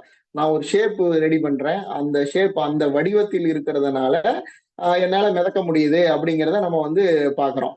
ஸோ அந்த அந்த ஒரு வடிவம்னு வச்சுக்கோங்களேன். எனக்கு ரொம்ப நாள் ஆசை, இவ்வளவு பெரிய ஒரு மனுஷன் இருக்கிறான், மனிதன் வந்து தண்ணிக்குள்ள குதிச்சங்காட்டி இந்த இந்த பக்கம் கீழே இருக்கிற பொம்மை வந்து என்னன்னா சுரப்புரடைன்னு எங்க ஊர் பக்கம் சொல்லுவோம். நீங்க அந்த வார்த்தையை கேட்டிருப்பீங்களான்னு தெரியாது. என்ன அப்படின்னா, இது ஒரு சாதாரண சுரக்காய். சுரக்காய் வந்தோடனே அந்த சுரக்காய் வந்து காஞ்சு போனதுக்கு அப்புறம் அதை எடுத்து இடுப்புல கட்டிக்கிட்டு கிணத்துல குதிச்சு நான் நீச்சல் கத்துக்கிட்டேன். ஆனா இதை பார்த்த எங்க அண்ணன்ல அதை பார்த்து பயந்தபடியே போயிட்டாங்க, இது எப்படா என்னைய காப்பாத்த போகுது அப்படின்னு சொல்லி. ஆனா என்னன்னா, நம்ம ஒரு மனிதனுடைய அடர்த்தி அப்படிங்கிறது வந்து என்னன்னா 0.98 இருந்து 1.07 வரைக்கும் மாறும். அதாவது உங்களுடைய தசை எப்படி இருக்கிறது, உங்களுடைய எலும்பு எப்படி இருக்கிறது அப்படிங்கிறத பொறுத்து ஒரு மனிதனுக்கு இந்த மாறும். அப்ப 1க்கும் மேல இருக்கக்கூடிய மனிதனை 1க்கு கீழே, அதாவது அடர்த்தி 1க்கு கீழே இருக்கிற மாதிரி நான் கொண்டு வந்துட்டேன் அப்படின்னா அவன் வந்து மிதப்பான். ஒரு பையனை பாத்தீங்கன்னா, இந்த பையன் வேர்ல்ட் ரெக்கார்ட் பண்ண பையன், 3 மணி நேரம் அந்த பையன் மிதந்துகிட்டே இருக்கிறான். இல்ல நீங்களே வந்து பாடியை எப்படி மிதக்கக்கூடிய இருக்கு அப்படின்னு நீங்க பண்ணிட்டீங்க அப்படின்னா மிதக்கலாம். இப்போ கடையில போய் நீங்க என்ன வாங்கும்போது கிலோல வாங்கினா லாபமா, இதுல வாங்கினா லாபமா அப்படிங்கிறது இருக்கு. அதே மாதிரி மாட்டுப்பால் அடர்த்தி அதிகமா, எருமைப்பால் அதிகமா அப்படிங்கிறதையும் யோசிச்சு பாருங்க. இப்ப எண்ணெய சொல்லியாச்சு, பூரி சுடுறதுக்கு எதுக்கு எண்ணெய் வேணும்? தண்ணியை விட்டு சுட்டா போதாதா, இல்ல வேற எதையாவது விட்டா சுட்டா போதாதா அப்படிங்கிற ஒரு கேள்வி வந்து எல்லாத்துக்கும் வரும். என்ன அப்படின்னா, இப்போ ஒரு பொருளுக்கும் வந்து அதனுடைய கொதிநிலை அப்படிங்கிறது ஒண்ணு இருக்கு. தண்ணி 100 டிகிரியில கொதிச்சிரும் அப்படின்னு சொல்றேன். இப்ப எண்ணெய் பாத்தீங்க அப்படின்னா ஒரு எண்ணெயை வந்து வேற இதுல வந்து உங்களுக்கு இப்ப போகும். என்ன போகும் அப்படின்னா, இப்போ ஒரு கோகனட் ஆயில், தேங்காய் எண்ணெய் அப்படின்னு எடுத்துக்கிட்டீங்கன்னா தேங்காய் எண்ணெய் வந்து ஒரு 177 டிகிரியில வந்து கொதிக்குது. அதுவே வந்து நெய்யா இருந்துச்சு அப்படின்னா 250 டிகிரி தான். இப்ப அடுப்பை பத்த வைக்கிறீங்க, ஒரு 1/2 லிட்டர் எண்ணெயை உள்ள ஊத்துறீங்க. எண்ணெயை ஊத்தும் போது அந்த எண்ணெய் வந்து 30 டிகிரியில இருக்கும். 30 டிகிரியில இருக்கிற எண்ணெயை வந்து ஒரு 150 டிகிரி வர வரைக்கும் தான் சூடு பண்ணும். எண்ணெயை கொதிக்க விட்டு அதனுடைய டெம்பரேச்சர் மாறிடுச்சுன்னா அதனுடைய ப்ராப்பர்ட்டி எல்லாம் மாறிடும், உடம்புக்கு ஆகாது அப்படிங்கிற கதையெல்லாம் வருது. இப்ப அடுத்த பூரியை உள்ள போட்டு எடுக்கிறேன், அடுத்த போண்டா உள்ள போட்டு எடுக்கும்போது இந்த 150 டிகிரியில் இருக்கக்கூடிய ஆற்றல் அந்த பொருளை சமைப்பதற்கு, எந்த பொருளை எண்ணெய்க்குள் போட்டீர்களோ அந்த எண்ணெயை சமைப்பதற்கு அதுக்கு ஆற்றலை கொடுத்து விட்டு 150 டிகிரில இருந்து 120 டிகிரியா குறைஞ்சிரும். மறுபடியும் அந்த நீங்க அடுப்பு எரிஞ்சுக்கிட்டே இருக்கும், ஏறிக்கிட்டே இருக்கும். அப்ப அடுப்பை எந்த வேகத்துல நம்ம வைக்கிறோம், எந்த அளவுக்கு அடுப்பிலிருந்து எண்ணெய்க்கு ஆற்றல் செல்கிறது, அதே வேகத்தில் நாம் பூரியோ வடையோ எடுத்து பொரிக்கிறோமா இல்லையாங்கிறத பொறுத்துதான் நீங்க ஒரு நல்ல சமையல் ஆளா இல்லையான்னு தெரியும். அப்படி சமைக்கலன்னா என்ன ஆகும், அப்படியே எண்ணெய் புகைய ஆரம்பிக்கும், அப்படியே மேல வரும், என்னுடைய ப்ராப்பர்ட்டி எல்லாம் போகும், எல்லாமே போகும். அப்ப இது ஒரு இது இதே மாதிரிதான் நம்ம இப்ப சமைக்கக்கூடிய எல்லா பொருட்களும் நம்ம வந்து இந்த பக்கம் போட்டிருக்கோம். வறுத்து எடுக்கிறோமா, கிரில் பண்றோமா, ஃப்ரை பண்றோமா, எல்லாத்துலயும் பச்சையாக இருக்கக்கூடிய ஒரு பொருளை வேக வைத்தோ அல்லது சுட்டோ அல்லது பொரித்தோ கடைசியாக மாற்றுவதற்கு, நீங்க ஒருத்தர் அன்மியூட் பண்ணிருக்கிறாருன்னு நினைக்கிறேன், இடையில இடையில சவுண்ட் வந்துட்டே இருக்குது, அவருக்கு மியூட் பண்ணி விட்டுருங்க. அதை வந்து பண்ற எல்லா ப்ராசஸும் அப்படிதான். ஆனா நம்ம வந்து எப்படி வந்து அந்த ஹீட்டை கொடுக்குறோம் அப்படிங்கறத பொறுத்து உங்க சமையல் எல்லாம் மாறும். இந்த கதையெல்லாம் நீங்க தெளிவா புரிஞ்சுக்கிட்டீங்க அப்படின்னா இந்த குக்கிங்கினுடைய அறிவியல் எல்லாமே புரியும். அப்புறம் இன்னொரு டாபிக் என்னன்னா காலாவதி. இங்கிலீஷ்ல சொன்னீங்கன்னா எக்ஸ்பைரி டேட். இப்போ ஒரு பொருள் எடுத்தீங்கன்னா அந்த பொருள் எப்ப வந்து கெட்டு போகும், எப்ப அது முடிஞ்சிடும் அப்படிங்கிறதுக்கான ஒரு டேட் போட்டிருப்பாங்க. இப்ப இதை வந்து பொருட்கள் வாங்கும்போது சில என்னன்னா, இப்ப நீங்க ஒரு பொருள் வாங்குனீங்கன்னா அந்த பொருளுக்குள்ள நுண்ணுயிரி வரும். அந்த நுண்ணுயிரி வந்து புழு பூச்சியா மாறும், அதை சாப்பிடும், அது கெட்டு போச்சுன்னு அர்த்தம். முந்திரி பருப்பு வாங்குறீங்க, முந்திரி பருப்பு மாதிரி இருக்கிற பொருள் வாங்குனீங்கன்னா இந்த மாதிரி ஏர் டைட் பேக்ல உங்களுக்கு வரும். அப்படின்னா என்னன்னா, அதுக்குள்ள இருக்கக்கூடிய எல்லா காத்தையும் சுத்தமா எடுத்துட்டு உங்களுக்கு கொடுப்பான். அப்படி கொடுக்கறதுனால என்னன்னா, அங்க ஒரு காற்று இல்லாத ஒரு இடத்தை நான் உருவாக்குகிறேன். அதனால் அதுக்குள்ள இருக்கக்கூடிய எந்த ஒரு கிருமியும் வாழ்வதற்கு இடம் இல்லாமல் செல்கிறது. அதனால் வந்து அங்க கிருமி இருக்காது, கொஞ்ச நாளைக்கு வரும்.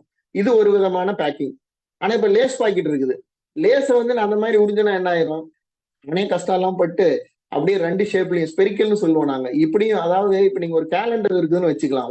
நீங்க வந்து 5 அடி மனிதர், ஆனா ஒரு 8 அடியில ஒரு கேலண்டரை தொங்க விட்டுருக்கீங்க. அந்த கேலண்டரை வந்து நீங்க கழட்டி மாட்டணும். என்ன பண்ணுவீங்க, அப்படியே நடுவாண்ட கேலண்டரை பிடிச்சு லைட்டா வளைச்சு அப்புறமா அதை ஸ்டிஃப் பண்ணி அப்புறமா தூக்கி கொண்டு போய் மாட்டுவீங்க இல்லையா, உங்க வீட்டுல பண்ணிருப்பீங்க. என்னடா அப்படின்னா, நீங்க ஒரு பொருள் வந்து ஸ்பெரிக்கல், அதாவது கோள வடிவில் வந்து நீங்க கட் பண்ணீங்க அப்படின்னா அது அவ்வளவு சீக்கிரம் உடைஞ்சிடாது. ஸோ அதனாலதான் உங்க வீட்டுல ஏன்டா நான் சொல்ற உருளைக்கிழங்கு உனக்கு லேஸ் பிடிக்கலையா, கடையில வாங்குறது ஏன்டா பிடிக்குது அப்படின்னா, உடையாத இந்த லேஸ் பாக்கெட் வர்றதுக்காக அவன் அந்த மிஷின்ல அப்படி கட் பண்றான். ஸ்பெரிக்கலா கட் பண்றான், நம்ம மேனுவலா கட் பண்ண முடியாது, இல்லை அந்த மாதிரி கட் பண்றது கொஞ்சம் டிஃபிகல்ட். ஆனா அதுக்குள்ள வந்து காற்றை நிரப்பி அந்த காற்றினால் அது உடையாமல் இருக்குமாறு வைக்கணும். அப்ப என்ன காற்று நிரப்பணும், ஆக்சிஜன் இல்லாத ஒரு காற்றை நிரப்ப வேண்டும். நைட்ரஜன் உள்ள காற்றை அங்க நிரப்பி வச்சிருப்பான். நீங்க ஓபன் பண்ணோன்னு புஷ்னு வர்றது வந்து நைட்ரஜன். இது இப்படி ஒண்ணு. சரி, ஒரு வாழைப்பழம் இருக்கு. வாழைப்பழம் வாங்குனீங்கன்னா வாழைப்பழத்துல வந்து எந்த பழம் வாங்கணும் அப்படிங்கிறதே கணக்கு இருக்கு. இப்ப மோரிஸ்ன்னு இருக்கும், பச்சை வாழைப்பழம் மோர். அந்த பழம் பாத்தீங்கன்னா 2 நாள் 36 மணி நேரத்துல வந்து வாங்கினதுல இருந்து அது வந்து கெட்டு போயிடும். இந்த ஊர்ல விற்கிற நேந்திர பழம்னு ஒண்ணு இருக்கு, அதை வாங்கி வச்சீங்க அப்படின்னா 8 நாள் 7 நாள் வரைக்கும் தாக்கு பிடிக்கும். இதை வாங்கி கொண்டாந்து வீட்டுல அப்படியே தூக்கி போட்டோம், பிளாஸ்டிக் கவர்ல போட்டோம், இல்ல ஒரு கூடையில போட்டோம் அப்படின்னா என்ன, அது 2-3 நாள்ல போயிடும். ஆனா அதுக்கு அது என்னன்னா, அந்த வாழைப்பழத்தில் இருக்கக்கூடிய அதனுடைய எடை வந்து கீழே இருக்கிறதுல பட்டு பட்டு அது போயிடும். அதுக்கு பதிலா ஒரு கைத்துல தொங்க விட்டீங்கன்னு வச்சுக்கோங்க, அது 2 நாள்ல வந்து கெட்டு போகக்கூடிய பொருள் ஒரு 4 நாள் 5 நாள் பண்ணலாம். அதனாலதான் கடைக்காரங்க எல்லாம் இப்படிதான் தொங்கிட்டு பார்த்திருப்பாங்க. ஆனா இதை நம்ம வீட்டுல பண்றோமான்னா ஒரு பெரிய கூடையை வாங்கி நடுவாண்ட வச்சுட்டு ஓகே சூப்பர் அப்படின்னு பண்ணிடுவோம், கயிறு கட்டுறது மேபி ஆகல அப்படின்னு. சரி, இப்ப இந்த எல்லா காலாவதிக்குமே என்ன காரணம்னா ஈரப்பதம் அப்படின்னு ஒண்ணு இருக்கு. அந்த ஈரப்பதம் இருந்ததுன்னா கண்ணுக்கு தெரியாத நுண்ணுயிரிகள் உள்ளே பூந்து அது வாழ்வதற்கு தகுந்த சூழ்நிலையை அந்த ஈரப்பதம் உருவாக்குகிறது. அதனால்தான் இதெல்லாம் வருது. அப்ப இந்த ஈரப்பதத்தை நீக்கிற மாதிரி ப்ராசஸ் எல்லாம் தான் வந்து ஒரு பொருளுடைய காலாவதியை கூட்டும். இப்ப உதாரணத்துக்கு அந்த காலத்துல எல்லாம் மனிதன் என்ன பண்ணான்னா, வேட்டையாடி சாப்பிட்ட மனிதன் வந்து என்ன பண்ணா, உப்பை தடவி வச்சிருவான். உப்பு கண்டம் போட்டு வச்சிருக்கிறேன் அப்படின்னு சொல்லி ஒரு விலங்குடைய ஒரு பகுதியை வச்சு தொங்க விட்டு 2-3 நாள் எடுத்து சாப்பிடுவாங்க. என்னன்னா, நீங்க உப்பை தூக்கி வந்து இதுல சேர்த்தும் போது அந்த பொருளில் இருக்கக்கூடிய ஈரத்தை அனைத்தும் இந்த உப்பு உறிஞ்சிவிடும். உப்புள்ள ஒரு சூழ்நிலையில் நுண்ணுயிரிகள் வாழ்வதற்கு தகுதி இல்லாமல் போய்விடும். அதனால் அந்த பொருள் கெட்டு போகாது. அப்படி நம்ம பண்றதா நம்ம வீட்டுல போடுற ஊறுகாய். ஊறுகாய் பாத்தீங்கன்னா கெட்டு போகாத இருக்கிற காரணம் என்னன்னா, அதுல நம்ம சேர்த்துற உப்பு. அதே வேலையை சர்க்கரையும் பண்ணுது. சர்க்கரையை வந்து நம்ம ஒரு பழத்திலேயே இதுலயே போட்டோம் அப்படின்னா அந்த சர்க்கரை என்ன செய்யும் அப்படின்னா, அதுல இருக்கிற ஈரப்பதத்தை எல்லாம் உறிஞ்சி ஜாமா மாத்தும் போது ஜாம் 6 மாசம் இருக்கும், ஆனா உங்கள் பல வகைகள் வந்து கெட்டு போயிடும். இந்த கதை வந்து எல்லா இடத்துலயுமே வந்து உங்களுக்கு நடக்குது. இது உலர்ந்த பொருட்கள், உலர் திராட்சை, உலர்ந்த அத்திப்பழம், பிக்குன்னு எல்லாமே என்னன்னா அந்த ஈரப்பதத்தை ஒரு பொருளிலிருந்து எடுத்து விட்டால் அது கெட்டு போகாமல் இருக்கும் அப்படிங்கறதா அதனுடைய கதை. இப்ப நெய்யும் வெண்ணெயும் எடுத்துக்கோங்களேன். வெண்ணெய் வந்து சீக்கிரம் கெட்டு போயிடும். ஆனா நெய் வந்து கெட்டு போகாது. இப்ப வெண்ணெயை உருக்குனீங்க அப்படின்னா 1 கிலோ வெண்ணெயை உருக்குனீங்கன்னா 870 900 கிராம் தான் வந்து நெய் கிடைக்கும். மீதி இருக்கிற அந்த 100 130 கிராமும் வந்து என்னன்னா ஈரப்பதம். அந்த ஈரப்பதத்தை நீங்கள் நகர்த்தி விட்டால் அது மாறிடும். சரி, அப்ப புதுசா சமையலுக்குள்ள போனோம்னா எதெல்லாம் போட்டா சாப்பாடு ஆகாது, எதெல்லாம் ஆகும் அப்படிங்கிறது தெரிஞ்சிருச்சுன்னா இந்த விஷயம் சிம்பிள். தேங்காய் சோறு கட்டி கொடு, நான் நைட்டுக்கு போய் சாப்பிட்டுக்கிறேன் அப்படின்னா, தம்பி வேலைக்காகாதுப்பா, தேங்காய் சோறு கெட்டு போயிடும். அதே மாதிரி எனக்கு வந்து வெங்காய சட்னி அரைச்சு கொடு அப்படின்னா வெங்காய சட்னி கெட்டு போயிடும் அப்படிங்கிற கதையெல்லாம். ஏன்னா இந்த பொருள் எல்லாம் வந்து இந்த காலாவதிங்கிறதுக்குள்ள சில மணி துளிகளிலேயே கெட்டு போகக்கூடிய பொருட்கள். சரி, கெட்டு போகாத பொருள் அது புளி எடுத்து போடுங்க. புளி சாதம் கட்டி சாப்பிட்ட உலகம் அப்படின்னு நம்ம சொல்லிக்குவோம். 2 நாள் 3 நாள் இருக்குது. புளி வந்து அதே மாதிரி இந்த நுண்ணுயிரிகள் வராம இருக்கிறது, பொருள் கெட்டு போகாத இருக்கும். புளி கிடைக்கலையா, தக்காளியை போட்டு செய்யுங்கன்னு சொல்லுவாங்க. அதுலயும் நாட்டு தக்காளி ஒரு விதமா இருக்கும். நம்ம இருக்கிற அந்த பெங்களூர் தக்காளின்னு சொல்ற தக்காளியில அந்த ப்ராப்பர்ட்டி எல்லாம் கிடையாது, அது போயிடும். இதெல்லாம் வந்து இப்படியே மாறும். அடுத்து சரிவிகித உணவு. எங்களுக்கு டாக்டர் இப்படி சொன்னாருங்க, அந்த புத்தகத்துல அப்படி போட்டாருங்க, போன தடவை சொன்னவர் இப்படி பேசினாருங்க அப்படின்னு நிறைய கேட்போம். இதுக்கு பின்னாடி என்ன அப்படின்னு பாத்தீங்கன்னா, ஒரு ஒரு பொருளுக்கும் வந்து ஆற்றல் அப்படின்னு ஒண்ணு இருக்கு. நம்ம வந்து நம்ம உடம்பு வந்து என்னன்னா பரிமாண வளர்ச்சி அடைந்து கொண்டே இருக்கும். மெட்டபாலிசம்னு வச்சுக்கோங்களேன்.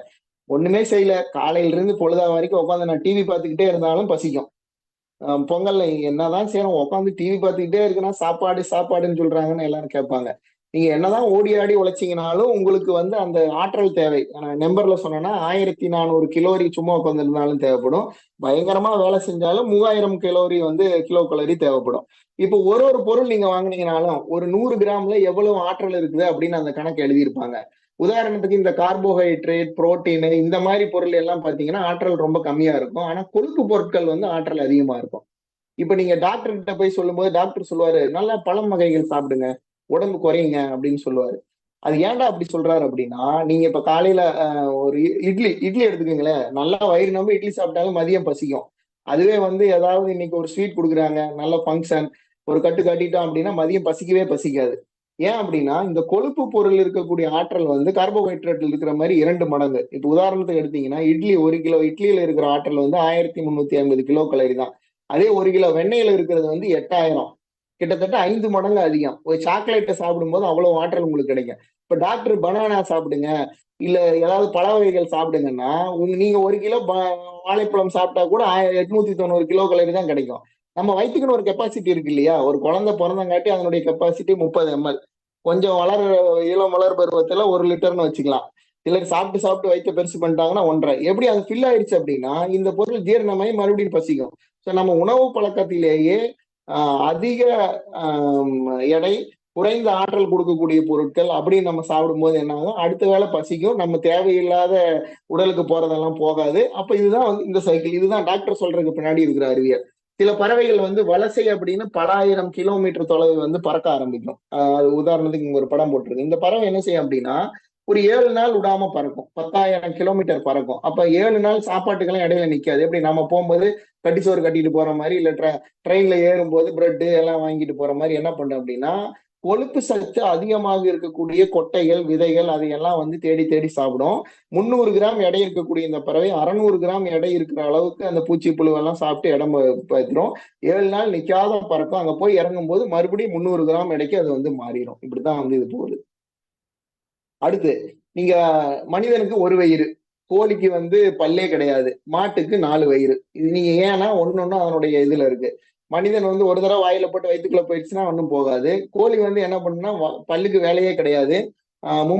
முன்பெல்லாம் எப்படி இருந்ததுன்னா பெரிய ஒரு மிருகத்திடம் சிக்கி கொள்ளாமல் இருப்பதற்காக அவசர அவசரமா சாப்பிட்டுட்டு வந்து கோழி ஓடி போய் ஒளிஞ்சுக்கும். அப்ப கோழி வயிற்றுக்குள்ளனா இருக்கிறதுலயே அந்த இரைப்பை தான் ரொம்ப ஸ்ட்ராங்கான இது. அதுக்குள்ள கல்லையும் சேர்ந்து சாப்பிட்ரும். தான் சாப்பிட்ற என்ன பொருளா இருந்தாலும் நம்ம வீட்டு கிரைண்டர் மாதிரி அந்த வயிற்றுக்குள்ள போட்டு அரைன்னு அரைச்சு அது ஜீரணம் பண்ணிடும். அந்த கல் தேஞ்சு போச்சுன்னா வேற புதுக்கல் எடுத்து சாப்பிடும். ஆனா மாடு அப்படி கிடையாது. மாடு போட்ட சாப்பாடை நல்லா சாப்பிட்டுட்டு கவலமா மாத்தி முதல்ல இருந்து 2வது வயிற்றுக்கு வந்து அசை போட்டு தள்ளும். நீங்க போய் மாட்டை பாத்தீங்கன்னா தெரியும், அசை போட்டுக்கிட்டே இருக்கும், மறுபடியும் அடுத்த இதுக்கு தள்ளு. இந்த மாதிரி இதுல வந்து யானை எடுத்தீங்கன்னா யானை சாப்பிட்றதுல இருந்து யானையுடைய கடைசியில அந்த ஜீரணமாய் வெளியே வர வரைக்கும் 56 அடி நீளம் உள்ள குடலை வந்து கொண்டிருக்கு. அப்ப இந்த 56 அடி நீளம் உள்ள குடல்ல அப்படியே மெதுகா போய் போய் வரும்போது அது எவ்வளவு உணவு சாப்பிட்டதோ அந்த உணவில் வந்து ஒரு 20 விழுக்காடு தான் ஜீரணமாகும். தாய்லாந்துல வந்து ஒரு காஃபி இருக்குது, ஐவரி காஃபி அப்படின்னு. இந்த காஃபி, ஒரு காஃபி 5000 ரூபாய் அப்படின்னு சொல்றாங்க. என்ன பண்ணுவாங்கன்னா, காஃபி கொட்டையை வந்து யானைக்கு கொடுத்துருவாங்க. சாப்பிட்டு அந்த யானை வயித்துல இருந்து வெளியே வரும்போது அதுல இருக்கிற நச்சு பொருட்கள் எல்லாம் போய் நல்லதா வரும். அதுலயும் சில கொட்டையெல்லாம் உடைஞ்சிரும். அப்படி எடுக்கிறனால அந்த கொட்டைக்கு வந்து அதிக காஸ்ட் அப்படிங்கிறாங்க.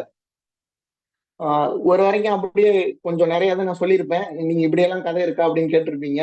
இந்த நாக்கினுடைய சுவை கதையோட என்னோட உரையை வந்து நான் முடிக்கிறேன்.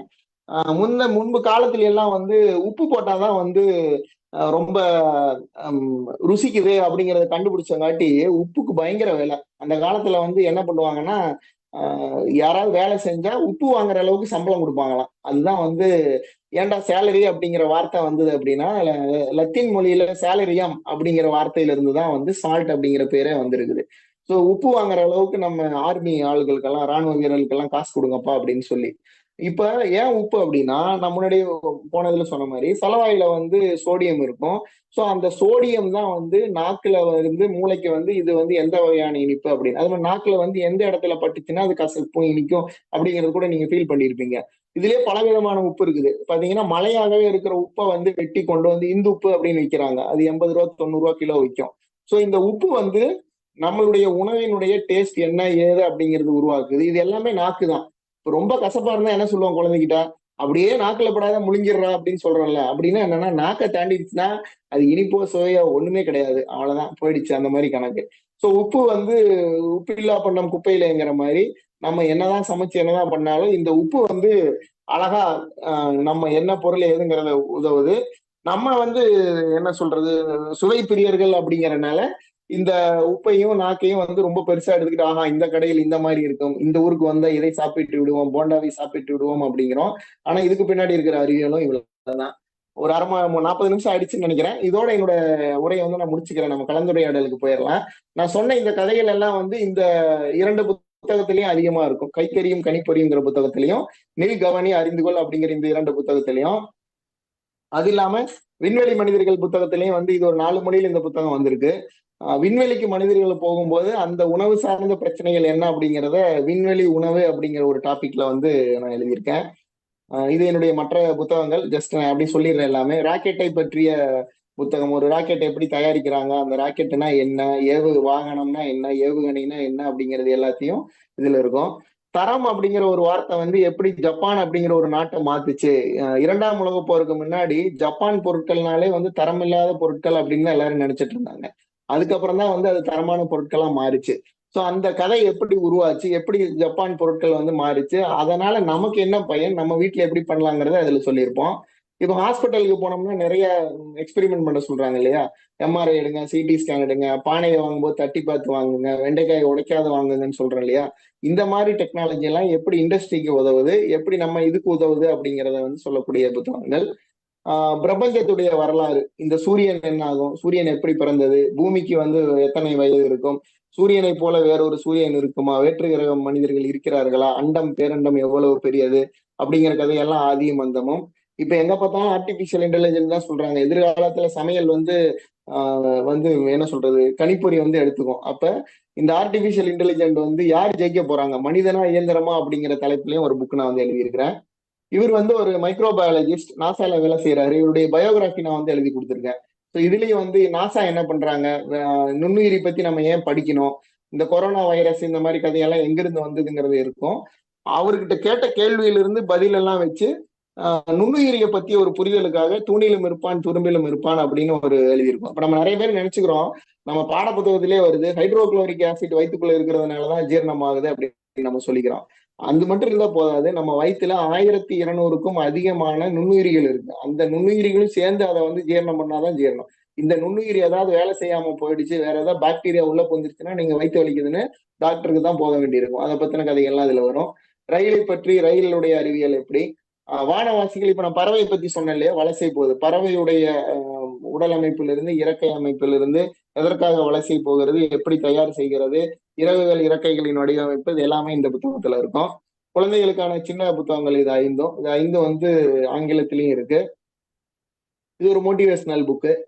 எப்படி வந்து நம்மளுடைய இலக்கை அடையலாம் அப்படிங்கிறதுக்கான புத்தகங்கள். ஸோ என்னோட வலைதளத்துல இதற்கான முழு தகவலையும் நீங்க பார்க்கலாம், writersLC.com. இதோட என்னோட உரையை நான் முடிச்சுக்கிறேங்க. நீங்க நம்ம வந்து கலந்துரையாடலுக்கு போகலாம். ஸோ சமையலறை அறிவியல்ல சில பகுதிகளை மட்டும் நான் சொல்லியிருக்கிறேன். விரிவான இது வந்து புத்தகத்துல இருக்கும். நான் சொன்ன இந்த கிளிப்ஸ்ல இருந்து உங்களுக்கு ஒரு ஐடியா கிடைச்சிருக்கும். ஸோ இது நான் முன்னாடி எங்க போனாலும் நான் சொல்றது என்னன்னா, குழந்தைகள்கிட்ட நீங்க எப்ப வந்து ஆய்வகம் போனீங்க அப்படின்னா எல்லாரும் 11ஆவதுல போனா 10ஆவதுல போனா அப்படின்னு சொல்லுவாங்க. அதெல்லாம் வந்து ஒரு தவறான விடை. முதல் ஆய்வகம் அப்படிங்கிறது வந்து நமது வீட்டு சமையலறை தான். அங்கதான் வந்து சோடியம் குளோரைடு இருக்குது, எல்லாமே இருக்குது. ஸோ அங்கிருந்து தான் நம்ம பாடத்தை ஆரம்பிக்கணும். ஸோ உங்க வீட்டுல குழந்தைகள் இருந்தாங்க என்னன்னா, நீங்க அவங்களுக்கு சமையலை கத்துக் கொடுக்க வேண்டியது ரொம்ப ரொம்ப முக்கியம். ஏன்னா அது அவங்க பாடம் படிக்கிறதுக்கும் உதவும். ஏன்னா இதுக்கு பின்னாடி இத்தனை விஷயங்கள் இருக்கு. இதையும் அதையும் தெரிஞ்சு படிக்கும்போது நாளைக்கு பரீட்சையில மறந்து போயிட்டா கூட அவங்கனால வந்து ஓ இப்படித்தானா அப்படிங்கிறத எழுதுறதுக்கான வாய்ப்பா வந்து அது இருக்கும். இந்த வாய்ப்பு கொடுத்த உங்களுக்கு வந்து மிக்க நன்றி. நன்றி சார். ரிமோட் இதை எடுத்துடலாமா? அட்டாச்மெண்ட் எல்லாரும் ஒரு கை ஸ்கிரீன் தட்டலாம் போயிடுச்சு சார். இல்லைங்களா? இது மைக் ஆன் பண்ணி அன்மியூட் பண்ணிக்கிங்க. நான் இப்போ பர்மிஷன் கொடுத்தேன். எல்லாரும் மைக் அன்மியூட் பண்ணிட்டு ஒரு கிளாப் பண்ணுங்க.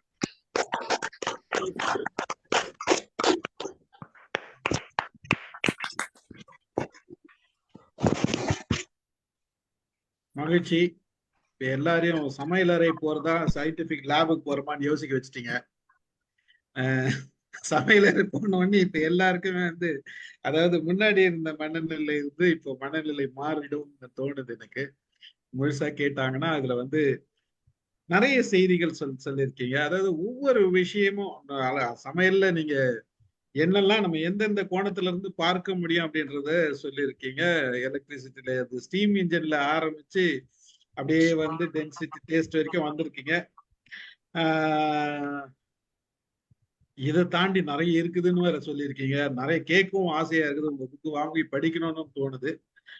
ரொம்ப மகிழ்ச்சி. மைண்ட் யுவர் மைண்ட் சார்பாக உங்களுக்கு எங்கள் அனைவரின் சார்பாக முதல்ல நன்றியை தெரிவித்துக் கொள்கிறேன். உங்க நேரத்திற்கும் உங்கள் அருமையான உரைக்கும் நன்றியை தெரிவித்துக் கொள்கிறேன். ஒருத்தரா இப்ப பேசலாம். யார் பேசுறதுக்கு பிரேமா மேடம் பேசுங்க, வாங்கினீங்க. மிக்க மகிழ்ச்சி சார். இந்த தளத்துல வந்து உரையாற்றியதுக்கு சயின்டிஸ்ட் சசிகுமாருக்கு சொல்லிக்கிறோம். அது வானத்துல போய் நிறுத்தி வச்சு நமக்கு ராக்கெட்டோடைய சயின்ஸ் ஒரு பக்கம் அன்னைக்கு பார்த்திருந்தாலும் இன்னைக்கு சமையலறையில எந்த அளவுக்கு வந்து சயின்ஸ் நம்ம வந்து பார்க்க வேண்டி இருக்கு அப்படின்றது உங்க உரை இருந்து எனக்கு கொஞ்சம் டிஸ்டர்பன்ஸ் இருந்தது. உங்க வாய்ஸ் வந்து எனக்கு என்னுடைய இதுல வந்து இணையத்துல கொஞ்சம் டிஸ்டர்பன்ஸ் இருந்தது. சயின்டிஸ்ட் ஸ்ரீதரன் எல்லாம் இருக்காரு, அதனால சயின்டிபிக்கா கேட்கிற கேள்விகளை அவரை கேட்க சொல்லலாம். ரொம்ப மகிழ்வு நீங்க நிகழ்ச்சிக்கு வந்தது. உங்களுடைய புத்தகங்களை நான் குழந்தைகளுக்காக வாங்கிக்கிறதுக்கு நான் பரிந்துரை செஞ்சிருக்கேன் என்னோட ஃப்ரெண்ட்ஸ்ட. நானும் என்னுடைய குழந்தைகளுக்காக வாங்கிக்கிறேன். மிகச்சிறப்பா ஒரு சயின்டிஸ்டா இருந்துட்டு இத்தனை சப்ஜெக்ட்ஸ்ல நீங்க அது உள்ள நுழைஞ்சு வர்றது அப்படின்றது இந்த வயசுல பெரும் மகிழ்ச்சி. அதுவும் குழந்தைகளுக்கும் நீங்க motivational talk and science talk எல்லாம் 30,000 குழந்தைகளுக்கு ஸ்கூல் சில்ட்ரன் அண்ட் காலேஜ் சில்ட்ரனுக்கு கொடுத்துருக்கீங்க அப்படின்றதுல ரொம்ப சந்தோஷம். வாழ்த்துக்கள் சார். நன்றி ஸ்ரீதர். மகிழ்ச்சி மகிழ்ச்சி மேடம். நன்றி மேடம். ஒரு சாரை பார்க்கும்போது ஒரு கோணத்துல இருந்த பல பரிமாணங்கள்ல தன்னுடைய சிந்தனையை செலுத்தி அதுல இருந்து நமக்கு எசன்ஸ் எடுத்து கொடுக்கறதுன்றது சாதாரணமா திங்க் பண்றவங்களுக்கு வராது. மிக மகிழ்ச்சியா இருக்குது. வாங்க வினயதித்தன் சார் வாங்க. எனக்கு அடுத்தாப்புல ஒரு மீட்டிங் இருக்கு, அதனால நம்ம ரொம்ப சிறப்பா இருந்தது. நம்ம வீட்டுல ஏதாவது குறை சொல்ல முடியாது. அது தோசை சரியா வேகலையே, முறுமுறன் இல்லையே, இதுக்கெல்லாம் ஒழுங்கான பொருள் வாங்கி கொடுக்கல அப்படின்னு நம்ம மேலதான் குற்றம் சொல்ல முடியும், அவங்கள சொல்ல முடியாது. நிறைய இது நல்ல கருத்துக்கள், நல்லா சுத்துறது. இது ஒரு நிமிடத்துல மிக்சி கிரைண்டரை பத்தி எல்லாம் சொன்னாரு. ஃபேன் 240 சுத்தினாரு. ஒருத்தர் சொன்னாரு ஃபேனை கூட வச்சா மின்சாரம் கூட போகுமா, அல்லது குறைச்சு வச்சா மின்சாரம் குறையுமா, அல்லது எல்லாம் ஒண்ணுதானா அப்படிங்கிறத ஒரு இது சொல்லுங்க. ரொம்ப நாளா எனக்கு அது ஒரு இது பூரிசோட என்ன சொன்னீங்க ஒவ்வொன்றையும். ஒரு தவணை நான் வடை எண்ணெயா இருக்கேன்னு அவரு வயதானவர் எங்க வீட்டுல ரொம்ப நாள் இருந்த ஒரு சமையல் கலைஞர் சொன்னாரு, எண்ணெயில நடக்கிறது எப்படி தம்பி இருக்கு, எண்ணெயில குடிச்சுதானே வந்துச்சு, அது எண்ணெயாத்தானே இருக்கு அப்படின்னாரு. நம்ம இந்த வாழைப்பழம் மோரிஸ் 8 நாள் அது இருக்குது, சர்ச்சு அந்த பழம் கேரளாவில் கிடைக்கிற பழம், அதுக்கெல்லாம் அதுல உள்ள தொங்க விடலாம். பல டிப்ஸ் மாதிரியே நல்ல இதுகள்லாம் இருக்கு. ஒரு புரிஞ்சுக்கிறது மாதிரி இந்த சுவை நாக்கத்தாண்டுதான். எங்க தாயார் சொல்லுவாங்க, நாக்கத்தாண்டுதான் நரகம், நரகம் அப்படிம்பாங்க. அது என்ன அது அப்படிம்பாங்க. அதனால எல்லா சுவையும் அந்த நாக்குல இருந்து கொஞ்சம் தூரம் தான் இருக்கு. அதுலதான் இவ்வளவு சுவையே இவ்வளவு சமையலையும் சுவைச்சிட்டு குறை சொல்றதும் சரி, பாராட்டுலைங்கிறது ஏக்கமும் சரி, எல்லாம் திரும்ப இடத்துக்குள்ள போற இடம் தான் அப்படிங்கிறது மாதிரி ரொம்ப சிறப்பா இருந்தது. நிறைய நூல்கள் எழுதியிருக்கிறது அருமை. உங்களை பாராட்டி வாழ்த்துறேன் சார். எல்லாருக்கும் நன்றி. நன்றி சார். நன்றி. ஆக்சுவலா ஐயா கேட்ட அந்த ஒரு கேள்விக்கு மட்டும் பதில் சொல்லிடுறேன். அந்த ஃபேன் வந்து பழைய காலத்துல பாத்தீங்கன்னா அந்த ரேலி ஃபேன் அந்த மாதிரி ஃபேன்கெல்லாம் ஒரு ரிமோட் வச்சிருப்பாங்க. டக்கு டக்குன்னு திருப்புவீங்க, 1 2 3 அப்படின்னு பெரிய ஒரு இருக்கும். அதுதான் என்னன்னா ஒரே கரண்ட், 1ல போட்டாலும் 5ல போட்டாலும் ஒரே கரண்ட், உள்ள ரெசிஸ்டார் இருக்கும். நீங்க அது அந்த அந்த கண்ட்ரோலரை தொட்டு பாத்தீங்க அப்படின்னா கொதிக்கும். அதுல என்ன ஆகுதுன்னா நீங்க கொடுக்குற கரண்ட்டை அது ரெசிஸ்டார்ல போட்டு வெப்பமா மாத்தி அது வேஸ்ட் பண்ணிடும். அதுக்கப்புறம் இப்ப மாடர்ன் ரிமோட் கண்ட்ரோல் அந்த 250 ரூபா 300 ரூபா வந்துச்சு. அது அந்த அளவுக்கு குறைக்காது, எவ்வளவு வேக வைக்கிறீங்களோ அவ்வளவு. ஆனா இப்ப பிஎல்டிசி ஃபேனே வந்துருச்சு. பழைய ஃபேன் வந்து 60 வாட் கரண்ட்ல ஓட வேண்டியதை வெறும் 25 வாட்ல ஓடக்கூடிய ஃபேன் வந்துருச்சு. இப்ப இந்த ஆட்டம்பர்க் இந்த மாதிரி கம்பெனி எல்லாம் பிஎல்டிசி ஃபேன்ல நீங்க 1ல 2ல வச்சீங்கன்னா வெறும் 7 வாட் 8 வாட் கரண்ட் தான் எடுக்கும். ஸோ 50 வாட்ல இருந்து 7 வாட் 8 வாட்டுக்கு இப்ப மாறிடுச்சு. இப்ப டெக்னாலஜி வேற இடத்துக்கு போயிடுச்சு நமக்கு. நன்றி. நன்றி சார். நன்றி. ஆக்சுவலா வினயதீர்த்தன் சார் வந்து எங்களோட தமிழ் பேராசிரியர், எல்ஐசியில் இருப்பினரான தமிழ் ஆர்வம் உள்ளவர். பிரேமா மேடம் பத்தி உங்களுக்கு தெரியும், அவங்க ரிட்டையர்டு கார்பரேஷன் கமிஷனர். வாங்க சார். முருகேச பாண்டியன் சார் எங்க டீம்ல இருந்து இருந்திருக்காங்க சார். வாங்க சார். சார் வணக்கம். சசிகுமார் தாங்க. உங்க புக்கெல்லாம் வச்சிருக்கீங்க? எல்லா புக்கும் இருக்கு இல்லையா? இது நான் வந்து இதே மாதிரி புக்கு வந்து சின்ன சின்ன புக்கா எழுதுங்க, குழந்தைகள் மத்தியில் எடுத்துட்டு போறதுதான் வேணும். நான் வந்து இதை எடுத்து வாங்கிட்டு வந்ததுக்கே காரணம் வந்து இது நீங்க காவிரிப்பட்டினம் பிளாக் நடத்தின அறிவியல் திருவிழாக்கு வந்துருந்தீங்களா, அப்போ நீங்க கொண்டு வந்த போகும்போது அதுல இருந்து அந்த தொகுப்புல இருந்து வாங்கிட்டு வந்தது. இப்போ இதே மாதிரி சின்ன சின்னதா எல்லாம் நீங்க இப்ப சொன்ன விஷயங்களை பூரா குழந்தைகளுக்கான ஏன் தெரியும், குழந்தைகளை வாசிக்க வைக்கிறதுக்கு இது மாதிரி ஒரு புக்கு, ஒரு டேபிள்ல ஒரு 4 புக்கு கிடந்துச்சுன்னா அவங்க எடுத்து ரெண்டு பக்கம் 2 படத்தை பார்த்த படம்லாம் சூப்பரா இருக்கு. படத்தை பார்த்தாவே அவங்க கொஞ்சம் அவங்களுக்கு வாசிக்கிற பழக்கம் வந்துடும். இது வந்து இந்த வாசிப்பு இயக்கத்துக்கு கொண்டு போகணும் கண்டிப்பா. இப்போ இது அரசு பள்ளிகள் எல்லாம் வாசிப்பு இயக்கத்துக்கு வந்து கதைகள்லாம் எழுதிக்கிட்டு இருக்காங்க. எனக்கு தெரிஞ்ச ஆசிரியர்கள்லாம் கதை எழுதியிருக்காங்க. உங்களுடைய புத்தகமும் வாசிப்பு இயக்கத்துக்கு, அரசு பள்ளி வாசிப்பு இயக்கத்துக்கு வரணும். அதே என்னுடைய விருப்பமா இருக்கு. அதுக்காண்டி நீங்க கொஞ்சம் இன்னும் பண்ணுங்க. வாழ்த்துக்கள். ரொம்ப சிறப்பா இருந்தது. கண்டிப்பா சார். இயக்கத்துக்கும் பங்கு பெற்றது ரொம்ப நல்லா இருந்திருக்கு. ஓகே, நன்றி. ஒரு புக்கை எடுத்து வச்சேன் உங்களுக்காண்டி, காட்டுறதுக்காண்டி. நன்றி சார். டாக்டர் ஸ்ரீதர் சார் வாங்க. சார் வந்து டாக்டரேட் இன் கெமிஸ்ட்ரி. வாங்க சார். சார் வணக்கம். எல்லாத்துக்கும் வணக்கம். வணக்கம். உங்க ஸ்பீச் ரொம்ப அருமையா இருந்தது, ரொம்ப என்ஜாயபிளா இருந்தது. இங்க வந்து எல்லா டெர்மினாலஜியும் கவர் பண்ணிட்டீங்க. நிறைய தமிழ்ல சொன்னீங்க, அது வந்து இங்கிலீஷ்லயும் சொல்லலாம். பட் எல்லா டெர்மினாலஜியும் ரைட் ஃப்ரம் ஸ்பெசிபிக் டென்சிட்டில இருந்து ஆரம்பிச்சு தெர்மல் கண்டக்டிவிட்டி, ஸ்பேஸ், இது vacuum, relative humidity, almost you are covered everything in the all walks of the life. அதை வச்சுதான் ஷிப்பு போகுது, ஃபிளைட்டு போகுது, ராக்கெட் சயின்ஸ் எல்லாமே போயிட்டு இருக்குன்னு வச்சுங்களேன். ஸோ அது எல்லாமே நல்ல nice way you are covert it. ரொம்ப அருமையா இருந்தது. சிலது வந்து உங்களுடைய பிரசன்டேஷன் வந்து makes me very happy today. ஏன்னா எப்படி நம்ம கலோக்கியலா பேசுவோம் இல்லையா, இப்படி அந்த வேர்டெல்லாம் நிறைய யூஸ் பண்ணீங்க. அதனால I was very very happy. In fact I was just லாஃபிங் also to some extent. Okay, very very nice. ரொம்ப நைஸ். இந்த நம்ம ஸ்டீம் இன்ஜினை பத்தி சொன்னீங்க இல்லையா, அது வந்து பார்த்தோம்னா பருத்தி யூனிவர்சிட்டியில தான் ஃபர்ஸ்ட் ஆரம்பிச்சாங்க, சயின்டிஸ்ட் தான் ஆரம்பிச்சாங்கட்டு. இது வே பேக் இஸ் 200 இயர்ஸ்க்கு முன்னாடி, 150 இயர்ஸ்க்கு முன்னாடி பருத்தி யூனிவர்சிட்டி யூஎஸ்ஏ, அங்கதான் ஃபர்ஸ்ட் அது ஃபவுண்டேஷன் போட்டாங்க அப்படின்ட்டு ஒரு ஜஸ்ட் ஒரு I was getting the information in the past. Okay, thank you very much. All the best. நிறைய புக் எழுதியிருக்கிறீங்க. Continue to do a good job. இந்த மாதிரி நல்லா பண்ணுங்க. டெஃபினட்டா இந்த குழந்தைங்க எல்லாம் படிச்சாங்கன்னு நீங்க சொன்ன மாதிரி 11th 12th மேல வந்து படிக்கிறது நோ யூஸ். கரெக்டா சொல்லிட்டீங்க. இது வந்து எக்ஸ்ட்ரா கரிக்குலர் மாதிரி பேரண்ட்ஸ் எல்லாம் கொஞ்சம் இன்ட்ரெஸ்ட் எடுத்து சொன்னாங்கன்னா குழந்தைகள் அந்த ஹேபிட் இன்கல்கேட் ஆயிடும். ஆரம்பிச்சதுனால தென் it will take them to a very high level. In fact, that is true. All the best. All the best. Thank you, sir. Thank you, sir. Kalyani விட வாங்க. அவங்க புக்கெல்லாம் வாங்கிட்டா சார் அவங்க. வணக்கம் சார். வணக்கம். நான் உங்களோட உரை வந்து அந்த மயிலம் திருவள்ளுவர் சங்கத்துல கேட்டேன் சார். ரொம்ப அருமையா இருந்தது. இப்போ இன்னைக்கும் நான் ரொம்ப நல்லா இருந்ததுங்க சார். எனக்கு ஒரே ஒரு சந்தோஷம் என்னன்னா, இவர் வந்து கிட்டத்தட்ட ஒரு வாரம் 10 நாளா ரொம்ப அந்த ஒர்க் டென்ஷன்லயே இருந்துட்டு இருந்தாரு. இன்னைக்கு வாங்க ஒரு சயின்டிஸ்ட் வராருன்னு கொண்டு உட்கார வச்சேன். ஆரம்பிச்சதுல இருந்து இப்ப வரைக்கும் சிரிச்சிட்டு இருக்காருங்க சார். நீங்க சொன்ன வார்த்தைகள் எல்லாமே வந்து though he is a chemistry man எல்லாம் தெரிஞ்சிருந்தாலும் பட் நீங்க பேசின அந்த வார்த்தைகள் வந்து ரொம்ப அவருக்கு வந்து சின்ன வயசு அந்த சொரப்புரட அதுக்கெல்லாம் போயிட்டாரு. அதனால I am really happy sir. Thank you. Thank you sir. Thank you. Thank you. Thank you. வாங்க லதா மேடம். வணக்கம் சார். நீங்க வந்து வீட்டு சமையலறையில இருந்து ஸ்பேஸ் வரைக்கும் போயிட்டீங்க சார். ரொம்ப நல்லா இருந்தது. எங்களுக்கு ஸ்டீஃபன் சார் ஒரு 4 நாள் முன்னாலேயே ஃபிளையர் போட்டாரு. யூஸ்வலா ப்ரீவியஸ் டே இது 4 நாள் முன்னாலே போட்டாரு. அப்பல இருந்து நாங்களும் ஈகரா இருந்தோம். ஐயோ டிஃப்ரெண்டா இருக்கே கேட்கணும், அதுவும் ஒரு சயின்டிஸ்ட் பேசுறாருங்கும் போது டெஃபினட்டா உங்களுடைய பர்ஸ்பெக்டிவ் வேற மாதிரிதான் இருக்கும். சமையலறை என்ன கூட அது நல்ல நிச்சயமா கேட்கணும், யூஸ்ஃபுல்லா இருக்கும்னு நினைச்சோம்.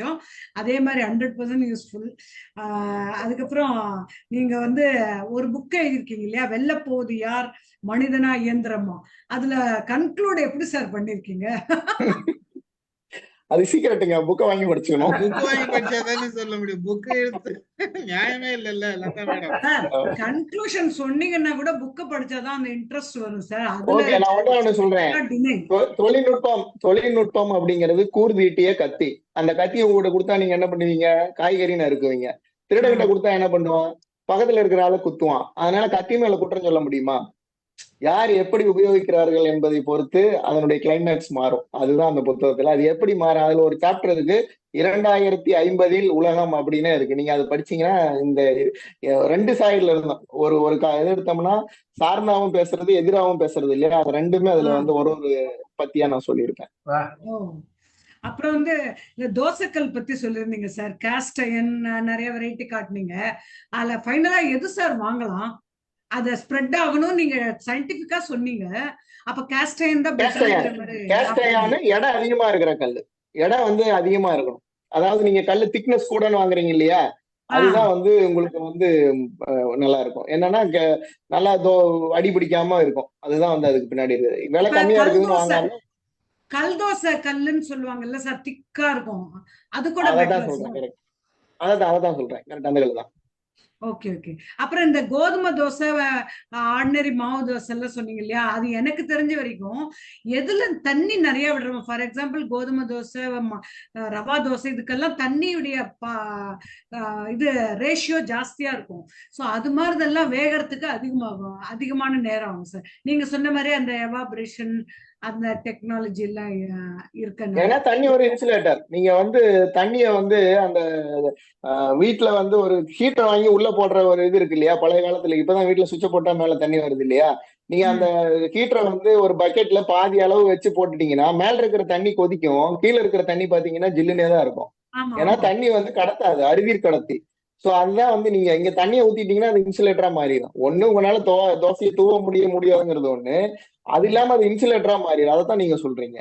நம்ம கெமிஸ்ட்ரி ப்ரொஃபஸர் அதை கரெக்டா சொல்லுவாரு. அதுக்கு பின்னாடி இருக்கிற சயின்ஸ் இதுதான்.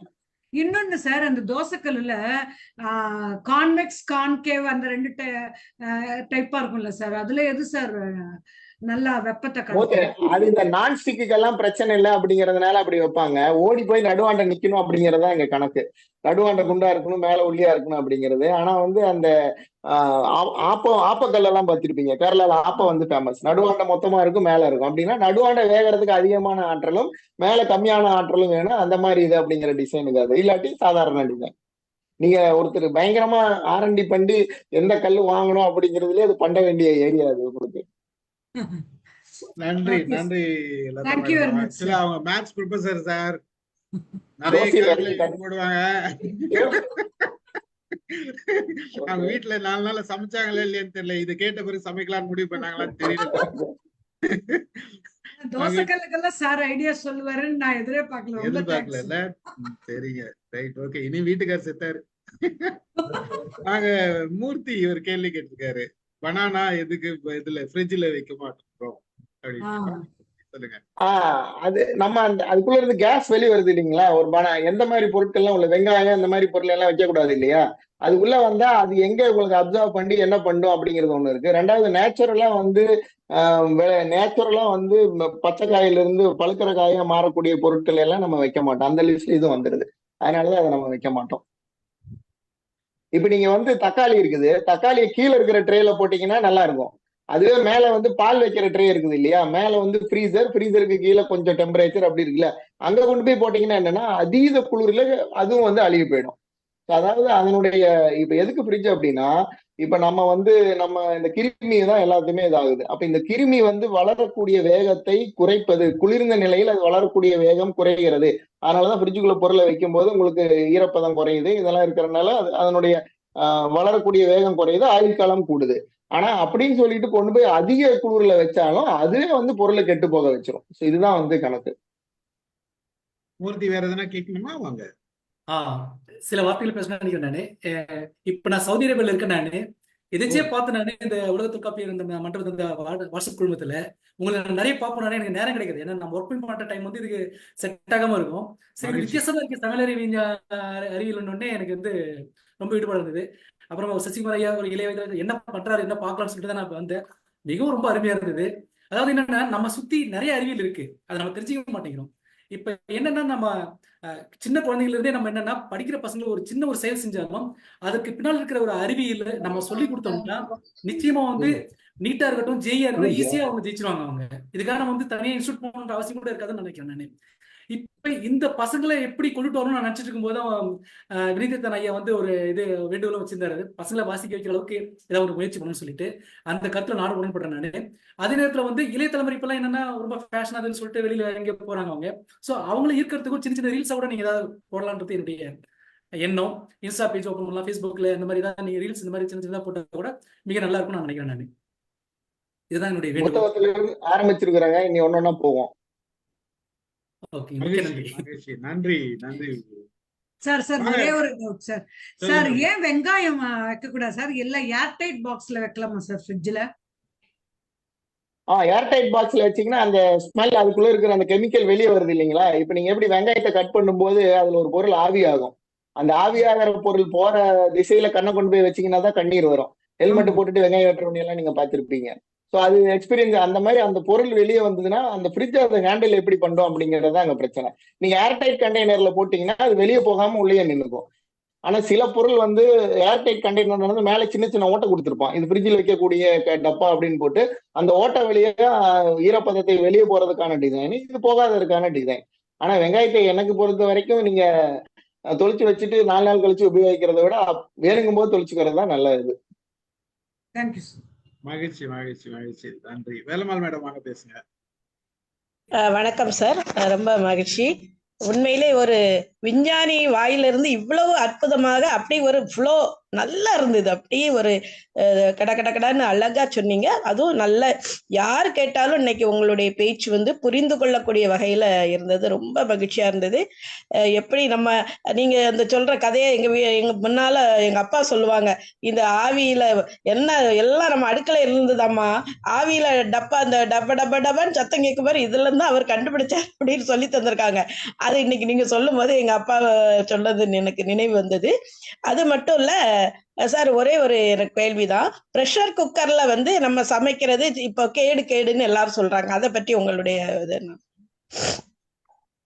இல்லங்க, அப்படி இல்ல. அதுல வந்து சில வெசல், அந்த கோட்டிங் வெசல்ல வந்து இருக்கு அப்படின்னு ஒரு இது சொல்றாங்க, எப்படி ஹீட் ஆகுதுன்னு. நம்ம அழுத்தத்துல எந்த ஒரு பொருளை சமைக்கும் போதும் அதற்கு தேவையான ஆற்றல் வந்து குறையுது. அதுதான் வந்து இது அதிக அழுத்தத்துல சமைக்கிறதுனால பொருளுடைய சில இடத்துல டேஸ்ட் மாறும் அப்படின்னு சொல்லுவாங்க. சொன்னா இல்லையா எப்படி வைக்கிறோம். ஆனா அது க்ளோஸ்டு கண்டெய்னரா இருக்கிறதுனால உங்களுக்கு விசில் வழியா அந்த இது போகும். ஆனா அதனால வந்து உடலுக்கு கேடு அப்படிங்கிறது வந்து ஒரு தவறான கருத்து தான். தவறான கருத்து. அதுதான் அன்னைக்கு இடையில கூட யாரோ இந்த மாதிரி ஒரு செய்தி போட்டிருந்தாங்க, அதுக்கு தெளிவுபடுத்ததான் சார் கேட்டேன். நன்றி சார். ரொம்ப அற்புதமான பேச்சு. உங்கள் புத்தகங்கள் எல்லாமே நிச்சயமாக இனிமேல் வாங்கி படிக்கிறோம். ஒரு விஞ்ஞானியாக உங்களுக்கு எங்களுடைய அன்பான வணக்கங்கள் சார். நன்றி சார். நன்றி. நன்றி நன்றி மேடம், நன்றி மேடம். வாங்க சார், ரத்னவடிவேல் சார் பேசுங்க. இலங்கையில இருந்து இணைஞ்சிருக்காங்க, வாங்க சார். வணக்கம் சார். ரொம்ப அருமையான அற்புதமான பேச்சு. நான் தனியாக சமையலை பற்றி தான், என்ன தலைப்பு அப்படித்தான் இருந்தது, சமையலை பற்றி மட்டும்தான் ஏதோ கருத்து சொல்ல வரப்போறார் போல இருக்கு என்று நினைச்சு கொண்டுதான் வந்தேன். ஆனா சமையலுக்கு அப்பால எவ்வளவு விஷயங்களை எல்லாம் நீங்கள் அழகாக எடுத்து சொன்னீங்க. அத்தனையும் எங்களுடைய அன்றாட வாழ்வுக்கு மிக மிக அவசியமான விஷயங்கள். எப்படியாக உணவு பாதுகாக்கப்பட வேண்டும், எப்படியாக பதப்படுத்தப்பட வேண்டும், எப்படியாக அந்த உணவுகள் மிருகங்களிலே இருந்து கூட எங்களுக்கு எப்படியான மாற்றங்களோட வருகுது, இப்படி பல விஷயங்கள் எல்லாம் நீங்க சொன்னீங்க. மற்ற அதை விடப்பே தங்கால சயின்ஸ் தொடர்பான விஷயங்கள் அருமையா இருந்தது, கேட்பதற்கு மிகவும் சுவாரஸ்யமா இருந்தது. மற்றவர்கள் சொன்னது போல சாதாரணமான பேச்சு வழக்கில உங்களது தமிழ்ல இந்த சொற்பொழிவுகளை இந்த விஷயங்களை எல்லாம் கேட்கும் பொழுது மிகவும் மகிழ்ச்சியாகவும் இருந்தது. அவர் டாக்டர் ஸ்ரீதரன் அவர்கள் சிரிச்சது போல எனக்கும் சில இடங்கள்ல சிரிப்பு வந்ததுதான். ஏனென்றால் இந்த இப்படியான ஒரு நீங்கள் அதை விட நீங்கள் மிகவும் இளமையாகவும் இருக்கிறீர்கள். அப்போ இவ்வளவு இளமையாக இருக்கிற நீங்கள் இவ்வளவு விஷயங்களை தெரிஞ்சு வச்சிருக்கிறீர்கள், இவ்வளவு அற்புதமாக சொற்பதங்களை கையாண்டு இருக்கிறீர்கள். இவ்வளத்தையும் பார்க்க ஒரு பெரிய ஒரு ஆச்சரியமா இருந்தது. எனக்கு இருந்த ஐயப்பாடுகள் பலவும் ஏற்கனவே பல அன்பர்கள் கேட்டபடியினாலே எனக்கு அந்த தெளிவு ஏற்பட்டு விட்டது. ரொம்ப நல்லது. இந்த தளத்துக்கு நீங்கள் வந்து எங்களுடன் உங்களுடைய கருத்துக்களை பரிமாறியதற்காக மிக்க மிக்க மிக்க நன்றி. வணக்கம். மூர்த்தி சார் ஒரு கேள்வி கேட்டிருக்காங்க, ஒரு சயின்டிஸ்ட். அது கொஞ்சம் பதில் கொடுத்தீங்கன்னா நல்லா இருக்கும். நான்ஸ்டிக் வந்து அது சொல்றேன் பாருங்க. அது என்னன்னா, இப்ப இரும்பு கல்லுல போட்டா ஒட்டிக்குது அப்படிங்கறதுனால அது ஒட்டாத இருக்கிறதுக்காக ஒரு கோட்டிங் வந்து கொடுக்குறாங்க, கெமிக்கல் கோட்டிங். இந்த கோட்டிங் என்ன ஆகுதுன்னா, நீங்க இப்ப நான்ஸ்டிக்லயே விலை கம்மியான நான்ஸ்டிக், அதிகமான நான்ஸ்டிக் இருக்கு. நாளாக என்னன்னா இந்த கோட்டிங் கொஞ்சம் கொஞ்சமா கரைஞ்சு நம்ம சாப்பாட்டோட உள்ள வரும். அதனால என்னன்னா அது வந்து நம்ம உடம்புக்கு போச்சு அப்படின்னா அது ஒரு தீமை தான். அதனால நான்ஸ்டிக்ல சமைக்கிறத விட நல்ல சாதாரண நம்ம இரும்பு சட்டி, மண் சட்டி இதுலயே வந்து சமைக்கிறது வந்து நல்லது. அங்க நம்ம ஆல்ரெடி எண்ணெயை ஊத்திடுறதுனால அந்த எண்ணெயை ஒரு லேயரா இருக்கும். அது எண்ணெய் நம்ம உணவுடைய ஒரு பதம். அதனாலதான் நல்ல விலை உயர்ந்தா நல்ல கோட் இருக்கிற நான்ஸ்டிக் நல்லதுதான். பட் அது என்ன ஏதுன்னு கண்டுபிடிக்கிறது சிரமம். அதனால நான்ஸ்டிக்ல பொதுவாக உபயோகிக்கிறது வந்து உடலுக்கு வந்து தீங்குங்கிறது சரியானதுதான். ஒரு கேள்வி, இப்ப இந்த நான்ஸ்டிக்கை பற்றி நீங்க சொன்னபடியா நான் இன்னொரு விஷயத்தை பற்றி கேட்கணும். இந்த கட்டிங் போர்டு இருக்கு, அது ஒரு சாதி பிளாஸ்டிக்ல தான் அது வச்சிருக்கிறாங்க எல்லா வீடுகள்லையும். அதுல நாங்கள் இந்த பொருட்களை வெட்டுறது அநேகமாக இப்ப கையில வச்சு வெட்டுற பழக்கம் எல்லாருக்குமே விட்டு போயிட்டுது. அப்ப அந்த கட்டிங் போர்ட்ல வச்சு வெட்டுறது தான் சாதாரணமாக இருக்கு. ஆனா அதுவும் வந்து ஒரு பிளாஸ்டிக்ல இருக்கு, அல்லாட்டால் மரப்பலகையில இருக்கு. அப்ப இது ரெண்டுக்கும் இடையில எது நல்லது, அல்லாட்ட ரெண்டுமே கூடாதா என்றதை பற்றி கொஞ்சம் சொல்லுங்க சார். நீங்க மரப்பலகையில வெட்டுறது நல்லது. ஏன்னா மரம் வந்து அந்த இதுதான், நீங்க போடுறதுனால அது ஒன்றும் பண்ணாது. பிளாஸ்டிக்ல தெர்மோ செட்டு, தெர்மோ பிளாஸ்டிக்னு ரெண்டு இருக்கு. நம்ம வழக்கமா பாக்குறதெல்லாம் வந்து தெர்மோ பிளாஸ்டிக் தான், அது உருக்கி மறுபடியும் மாற்ற முடியாது. ஆனா அதுல வந்து நீங்க சுத்தமா கிளீன் பண்ணிட்டு இது கட் பண்ணி எடுக்கும்போது எந்த அளவுக்கு உள்ள வரும். சிலர் வந்து வெட்டும் போதே நல்லா வெட்டுவாங்க, நீங்க கடையில வெட்டுறவங்க எல்லாம் பார்க்கலாம், கீழே போய் டச்சே ஆகாது. கரெக்டா அந்த வெங்காயம் முடியும் போது வெட்டுவார். அவர் வந்து 2-3 நிமிஷத்துல 1 கிலோ வெங்காயத்தை கட் பண்ணுவார். ஸோ நல்ல எக்ஸ்பீரியன்ஸ் ஆளு கரெக்டா தான் யூஸ் பண்ணுவாங்க. நம்ம புதுசா சமையல் ரூமுக்குள்ள பூந்து நீங்க கட் பண்ணா நம்ம கட் பண்ணா வேலைக்கு ஆகாது. வீட்டு பெண்மணி எல்லாம் பாத்தீங்கன்னா அருவாமனையில கட் பண்ணுவாங்க. இப்ப அருவாமனையில கட் பண்ற ஜென்ரேஷன் போயிடுச்சு. கையா இருக்காம இருந்தாலே பெரிய விஷயம். அந்த மாதிரி கட்டளையும் கட் பண்ண தெரியாத ஆளுங்களும் இருக்கிறாங்க. அதனால அந்த கத்தியை நல்லா உபயோகிக்க தெரிஞ்சவங்களுக்கு அது ஒன்றும் பிரச்சனை இல்லை. நானும் ஒரு 7-8 வருஷம் இந்த கட்டரை நான் யூஸ் பண்ணேன். அப்ப வந்து நல்லா யூஸ் பண்ணுவேன். என் ஃப்ரெண்டு ஒருத்தர் வந்து ஒரு நாள் அழகா இருக்கே நான் பண்றேன், நான் கையை வெட்டிக்காதரான்னு சொன்னேன். அடுத்த 1 நிமிஷத்துல அதே மாதிரி கையை வெட்டிக்கிட்டான். ஸோ அதனால வந்து அது கீழே அந்த மரத்தை வெட்டுற அளவுக்கோ இல்ல பிளாஸ்டிக்கை வெட்டுற அளவுக்கோ வெட்டாம தான் கட் பண்ணுவாங்க. நீங்க பாத்தீங்கன்னா தெரியும். நான் ஒரு மெசேஜ் சொல்லிக்கிறேன். இவருடைய இது இருக்குல்ல, நாங்க வந்து அறிவியல் இயக்கம் சார்பா குழந்தைகள் அறிவியல் திருவிழா, அப்புறம் இது இருக்குல்ல தேசிய குழந்தைகள் அறிவியல் மாநாடு, இதுல எல்லாம் வந்து விஞ்ஞானிகள் குழந்தைகள் சந்திப்பு ஒரு நிகழ்ச்சி இருக்கும்.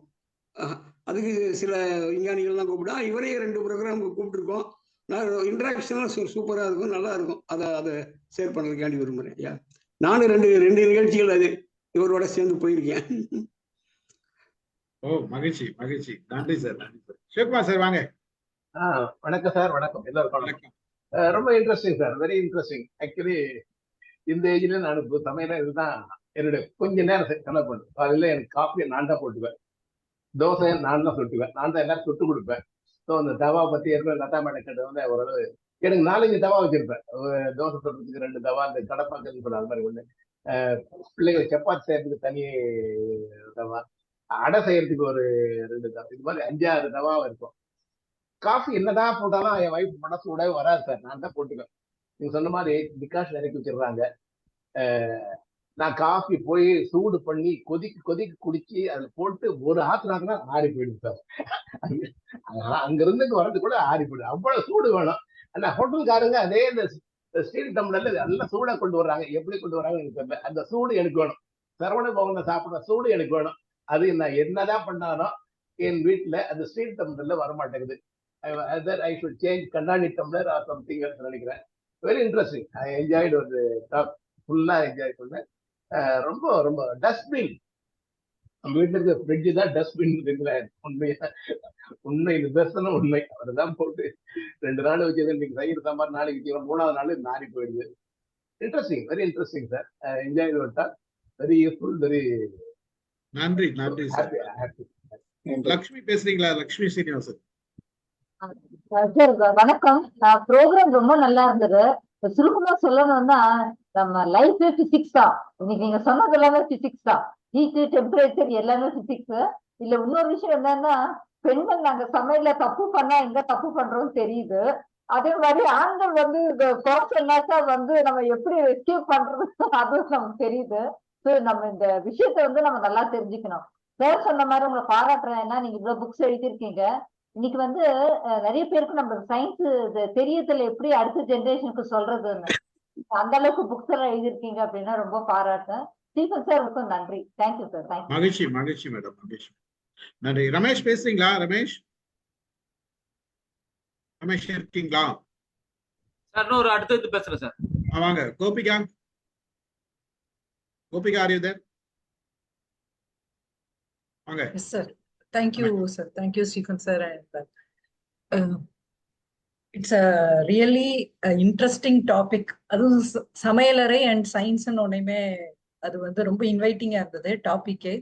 So first congratulations and kudos sir. ஒரு சயின்ஸ் பேஸ் இல்லாட்டினா கூடயும் அண்டர்ஸ்டாண்ட் பண்ணிக்கிற மாதிரி ரொம்ப சிம்பிளா ரொம்ப அழகா சொன்னீங்க. அந்த வாழைப்பழம் நிஜமாவே வந்து எங்க தாத்தா வீட்டுல எல்லாம் அதை கட்டியிருப்பாங்க. So always I will always think, ஏன் இப்போ நம்ம இங்க வந்து நீங்க சொன்ன மாதிரி அந்த கூடையில வச்சிடுறது, இப்போ வந்து I am able to connect with it. Okay, so இதுதான் ரீசன் அப்படின்னு சொல்லிட்டு. அண்ட் சில சமயம் அந்த மிக்சியில வந்து அரைக்கிறோம் இல்லையா, ஸோ அதுல வந்து அதனுடைய நியூட்ரியன்ஸ் எல்லாம் போயிடுது அந்த மாதிரியும் சொல்றாங்க பிகாஸ் ஆஃப் த ஹீட் அப்படின்னு. So what is your opinion about it sir? அது கரெக்ட் தான். ஒரு குறிப்பிட்ட வெப்பநிலைக்கு மேல நம்ம சூடு பண்ணும்போது சில பொருட்கள் வந்து அது ஒரு ஒவ்வாமையா மாறுது. அதனாலதான் கிரைண்டர்ல நீங்க அரைக்கிற மாவுக்கும் மிக்சியில அரைக்கிற மாவும் வேற வேற மாதிரி பிஹேவ் பண்ணும். ஸோ நீங்க வந்து இந்த சட்னி எல்லாம் போடும்போது அவசரத்துல போடுற சூடாவே இருக்கட்டும்னு நீங்க அரைச்சிங்க அப்படின்னா ஆல்ரெடி அது சூடா இருக்கும். அதோட இதையும் உள்ள போட்டீங்க அப்படின்னா இன்னும் அதனுடைய சூடும் ஆறிடும். அதனால கொஞ்சம் ஆறி அரைக்கிறது நல்லது. அந்த மாதிரி ஒரு பழக்கம் பண்ணிக்கிறது நல்லது. அதனாலதான் சில பொருட்கள் வந்து மிக்சியில அரைக்கிறது வந்து இல்லைன்னு சொல்றது. அது வந்து கரெக்டான இதுதான். உங்களுக்கு முடிஞ்ச வரைக்கும் மாவு வந்து நீங்க கிரைண்டர்லயே அரைக்கலாம். மிக்சியில நான் மாவு அரைச்சிக்குவேன் அப்படிங்கறதெல்லாம் வந்து அவ்வளவு நல்லது இல்லைன்னு வச்சுக்கோங்களேன். வெப்பம் தான் அது. ஒரு பொருளை வந்து ஒரு அளவுக்கு அதிகமான இது செய்யும் போது வெப்பம் உருவாகுது. அந்த வெப்பம் உங்க உணவுப் பொருளில் உள்ளே போகுது. நின்னுச்சா?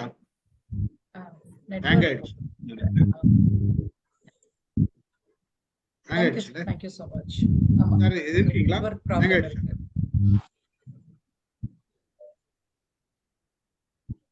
என்னாச்சு சார்?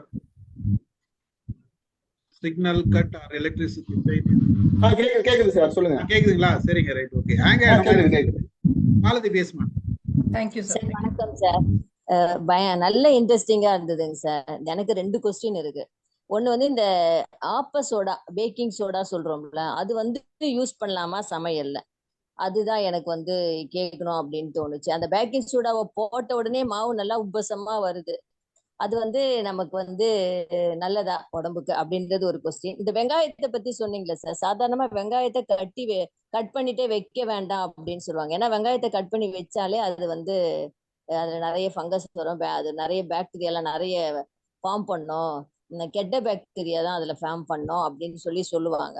ஆனா நீங்க அதை ஏர்டைட் கண்டெய்னர்ல போட்டு ஃப்ரிட்ஜ்ல வைக்கலாம் அப்படின்ற மாதிரி அவங்களுக்கு சொன்னீங்க. எனக்கு அதுதான் சார் டவுட். இதை மட்டும் ரெண்டுத்தையும் கிளியர் பண்ணுங்க இல்ல சார். அது நான் சொன்னேன், நான் வெங்காயத்தை வந்து அப்பப்போ கட் பண்ணி யூஸ் பண்ணுங்க அப்படின்னு தான் சொல்றேன். ஏர்டைட் கண்டெய்னர்ல போட்டா அது ஒன்றும் ஆகாதுன்னு இருந்தாலும் நீங்க அப்படி யூஸ் பண்ண வேண்டாம், அப்பயே யூஸ் பண்ணுங்க அப்படின்னு தான் சொல்றேன். இப்ப பேக்கிங் சோடான்னு சொல்லக்கூடிய சோடா மாவு, நீங்க வந்து இப்ப சாதாரண உப்புல இருக்கக்கூடிய சோடியத்தின் அளவு 99%, இதுல 65% இருக்கும். ஸோ அதுதான் அதனுடைய இது.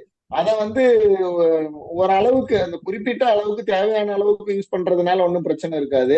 இப்ப அது இல்லாம நம்ம அளவுக்கு அதிகமா வந்து அதை யூஸ் பண்ணோம் அப்படின்னா அது என்ன ஒரு CO2 வந்து நமக்கு இது ரெடி பண்ணி கொடுக்கும். அப்ப CO2 வந்து வரும்போது அந்த உப்புன மாதிரி உங்களுக்கு வருது. எப்படி நம்ம வந்து சோடாவை வந்து கலந்து எடுக்கிறோம் இல்லையா, அந்த மாதிரி ஒரு இது. பட் ஒரு அளவு வரைக்கும் அதை வந்து யூஸ் பண்றதுனால பிரச்சனை இருக்காது.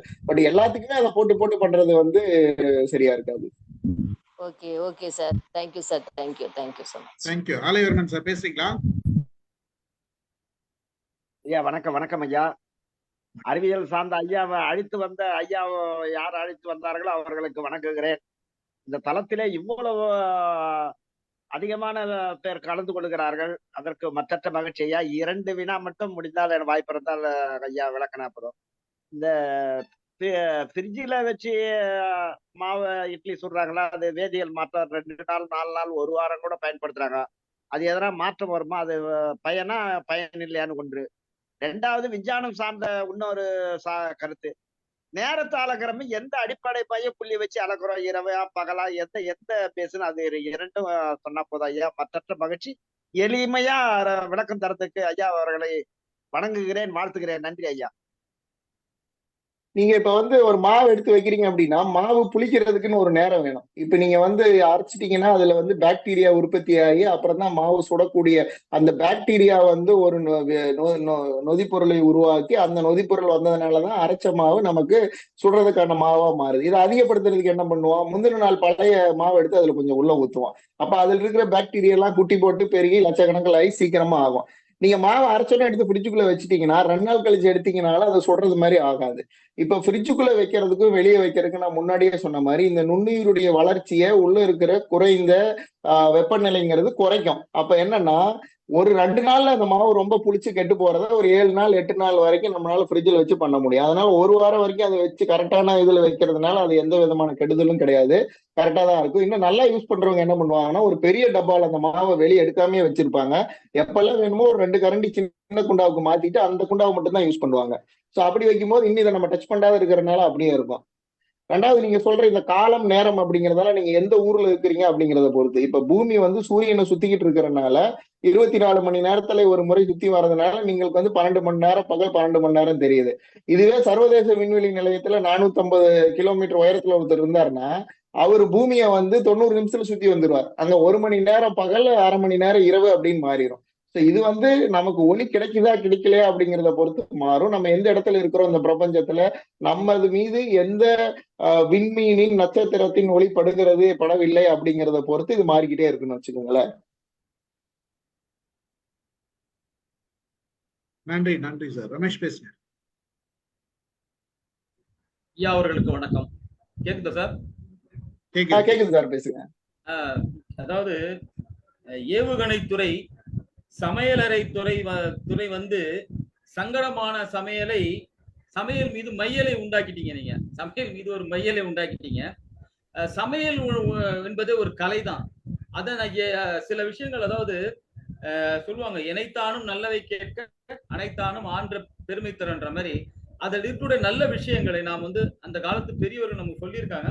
அது நமக்கு புரிஞ்சுக்காம போன அவங்க வந்து ஒரு மாதிரியா அவங்களுடைய லாங்குவேஜ்க்கு ஏற்ற மாதிரி சொல்லிட்டு போனாங்க. அதை நாம் தெரிஞ்சுக்காம வந்த இன்றைய காலகட்டத்தில் வந்த அந்த குளிரூட்டிகள், அந்த பதப்படுத்தப்பட்ட பொருள்கள் மூலமா நமக்கு வரக்கூடிய தீமைகள், அதாவது தீமைகள் நிறைந்த இடத்துல நாம் எப்படி நன்மையை அதை நன்மையாக்கி கொண்டு எப்படி நம்ம வாழலாம், இதுதான் நம்ம வாழ்க்கை நாணும் போது அதுல இருக்கிற நன்மைகளை எடுத்துக்கொண்டு நாம் எப்படி அதை திறம்பட அதனால உண்மை நிலைகளை என்ன அறிவியல் பூர்வமா நீங்க சொல்லியிருக்கீங்க.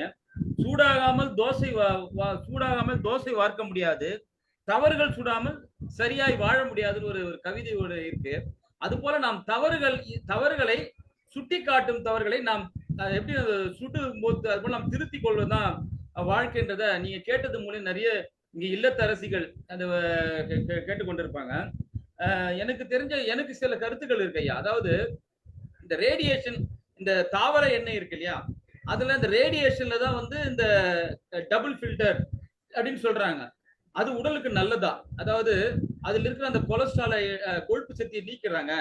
அது எப்படின்னா இத்தனை டிகிரியில வந்து அந்த சூடாக்கி அந்த அந்த கொழுப்பை எடுத்துடுறாங்க. அது வந்து சாப்பிட்டால் உங்களுக்கு குடல் கொழுப்பு இல்லாது நல்லது அப்படின்றாங்க.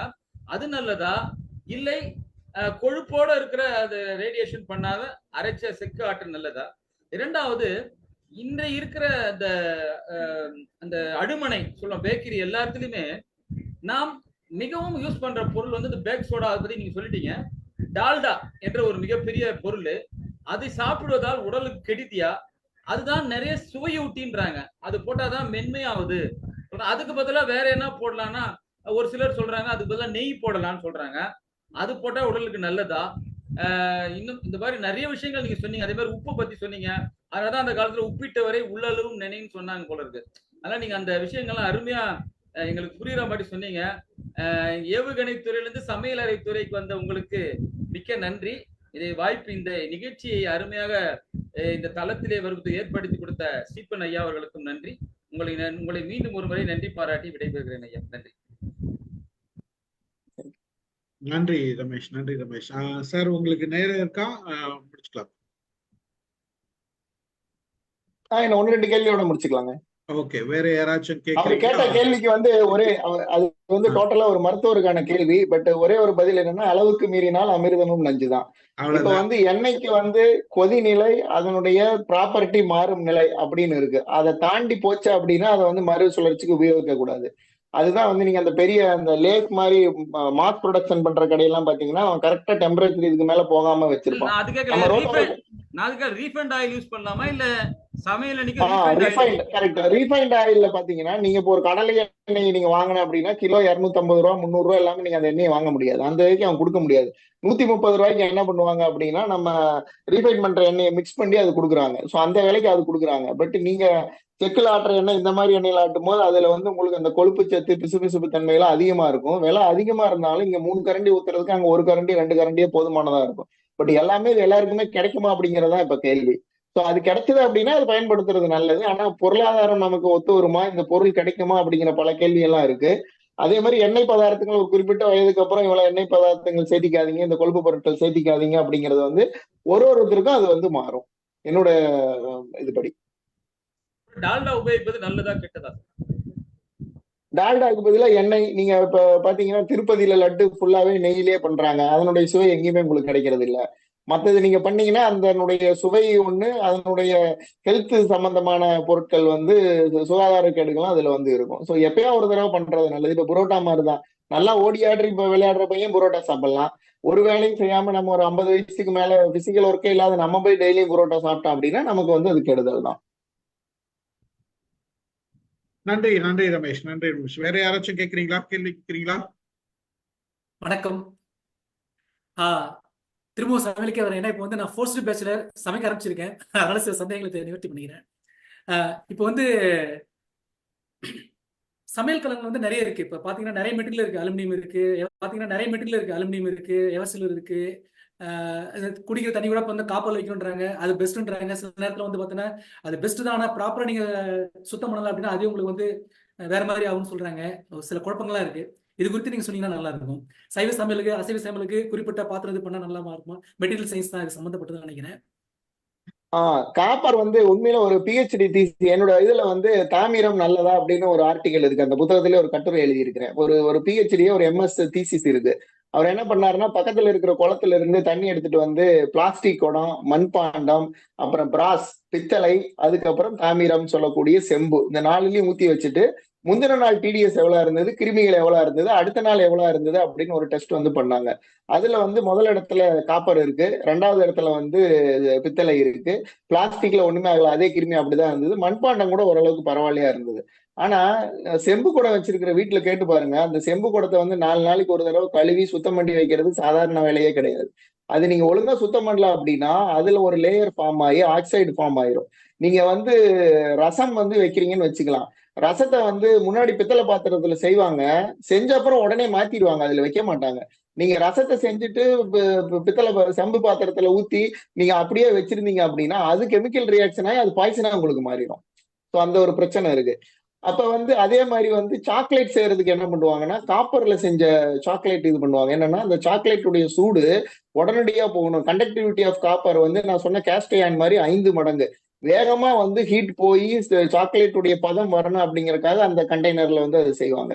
இப்ப வந்து எவர்சில்வர் பாத்திரத்தை நேரடியா அடுப்புல வைக்காதீங்கன்னா அதனுடைய திறன் வந்து அவ்வளவுதான், சீக்கிரம் மெல்ட் ஆயிரும் போயிரும் அப்படிங்கிற கதையெல்லாம் இருக்கு. காப்பர் பாத்திரத்துல தண்ணி குடிக்கிறதுங்கிறது நல்லது, ஆனா நீங்க அதை சுத்தம் பண்ணீங்கன்னா நல்லது. சுத்தம் பண்ணாம வச்சுட்டீங்க அப்படின்னா, சுத்தம் பண்றது ரொம்ப இன்வால்வ்டு ப்ராசஸ். ஆக்சுவலா சாதாரணமா கலவர மாதிரிலாம் இல்லையே, இந்த விளம்பரத்துல காட்டுற மாதிரிலாம் இல்ல. பழைய வீட்டுல புளி வாங்கிட்டு வந்து புளியை ஊற வச்சு அந்த புளியை தேய்ச்சு அந்த ஆக்சிடைட் லேயர் போய் இந்த மாதிரிலாம் பண்ணுவாங்க. அது பண்ணாதப்ப அதை நீங்க யூஸ் பண்றது ரிஸ்க். ஆனா தியரிட்டிக்கலா ப்ரூவன் ஒன் அது கொல்லுது அப்படிங்கிறது வந்து ப்ரூவ் பண்ணிருக்காங்க, இந்த அளவுக்கு இருக்கும் அப்படின்னு சொல்லி இருக்குன்னு வச்சுக்கோங்களேன். சமையல் பாத்திரங்கள் வந்து எவர்சில்வர் டைரக்டா அடுப்புல வைக்கிறது வந்து இது இல்ல, இரும்பு சட்டி, மண் சட்டி இதெல்லாம் வச்சு நீங்க பண்றது வந்து நல்லது. சில நேரத்துல அவசரத்துக்கு அலுமினிய பாத்திரம் கண்ணை கவர்ற மாதிரி இருக்கா, வேலை டக்குன்னு முடிக்க சொல்லிட்டு சில நேரத்துல அலுமினிய பாத்திரம் வச்சிடுறோம். ஆனா அது உடலுக்கு இல்ல அலுமினிய பாத்திரம் வைக்கலாம். அலுமினிய பாத்திரம் இப்ப வருது, எல்லாமே இருக்கு. அதுல என்னன்னா இப்ப நீங்க ஒரு இரும்பு சட்டி வைக்கிறீங்கன்னு வச்சுக்கோங்க, இரும்பு சட்டியில சூடு அப்படியே இருக்கும் உங்களுக்கு. நீங்க ஆஃப் பண்ணிட்டீங்கனாலும் கொஞ்ச நேரம் அந்த சூடு வந்து அதுக்கு போய்கிட்டு இருக்கும். நீங்க கொஞ்சம் வணக்கின மாதிரி இருக்குதுன்னு சொல்லி வெங்காயத்தை நிறுத்திட்டீங்கன்னா கூட அடுத்து 2-3 நிமிடங்கள் அந்த சூடு அப்படியே மெதுகா போய் அது வணங்கிடும். ஆனா சிலதுல என்ன ஆகும், நீங்க நிறுத்திட்டீங்கன்னா ஹீட் எல்லாம் டிசிபேட் ஆயிரும், அலுமினியத்தோட கண்டக்டிவிட்டி ரொம்ப அதிகம். அப்ப நீங்க வந்து எப்படி ஆஃப் பண்ணும் ஆன் பண்ணும் அப்படி அந்த கதையெல்லாம் இருக்கு. நீங்க அது பழகும் போதுதான் உங்களுக்கு வரும். அதனால இது ஒரு பெரிய அறிவியல் தான், இருந்தாலும் நம்முடைய உங்களுடைய தேவை உணவு எப்படி செஞ்சு பாக்குறோங்கிறது நீங்க பாத்துக்கலாம், அவ்வளவுதான். நன்றி நன்றி சார், நன்றி. ஐ திங்க் முடிச்சுக்கலாம்னு நினைக்கிறேன். வேற யாரும் கொஸ்டின் இல்லை. நன்றி சார்.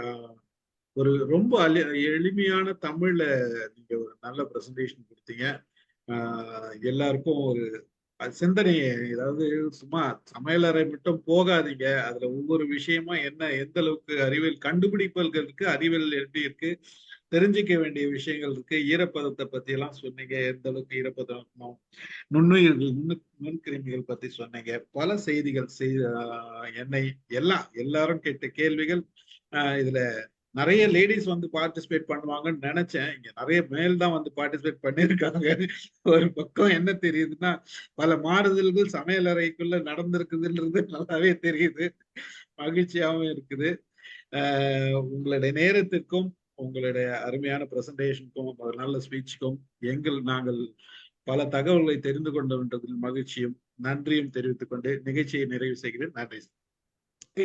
இன்னொரு வேண்டுகோள் சிக்குமார், இதே நீங்க துளிர் பக்கத்துல எழுதுங்க, அறிவியல் கட்டுரைகளை போடுங்க, குழந்தை மத்தியில போகும்.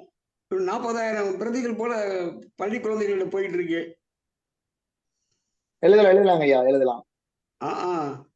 ரொம்ப பேர் எழுதி தொடர்புல தான் இருக்காரு, எழுதலாம்.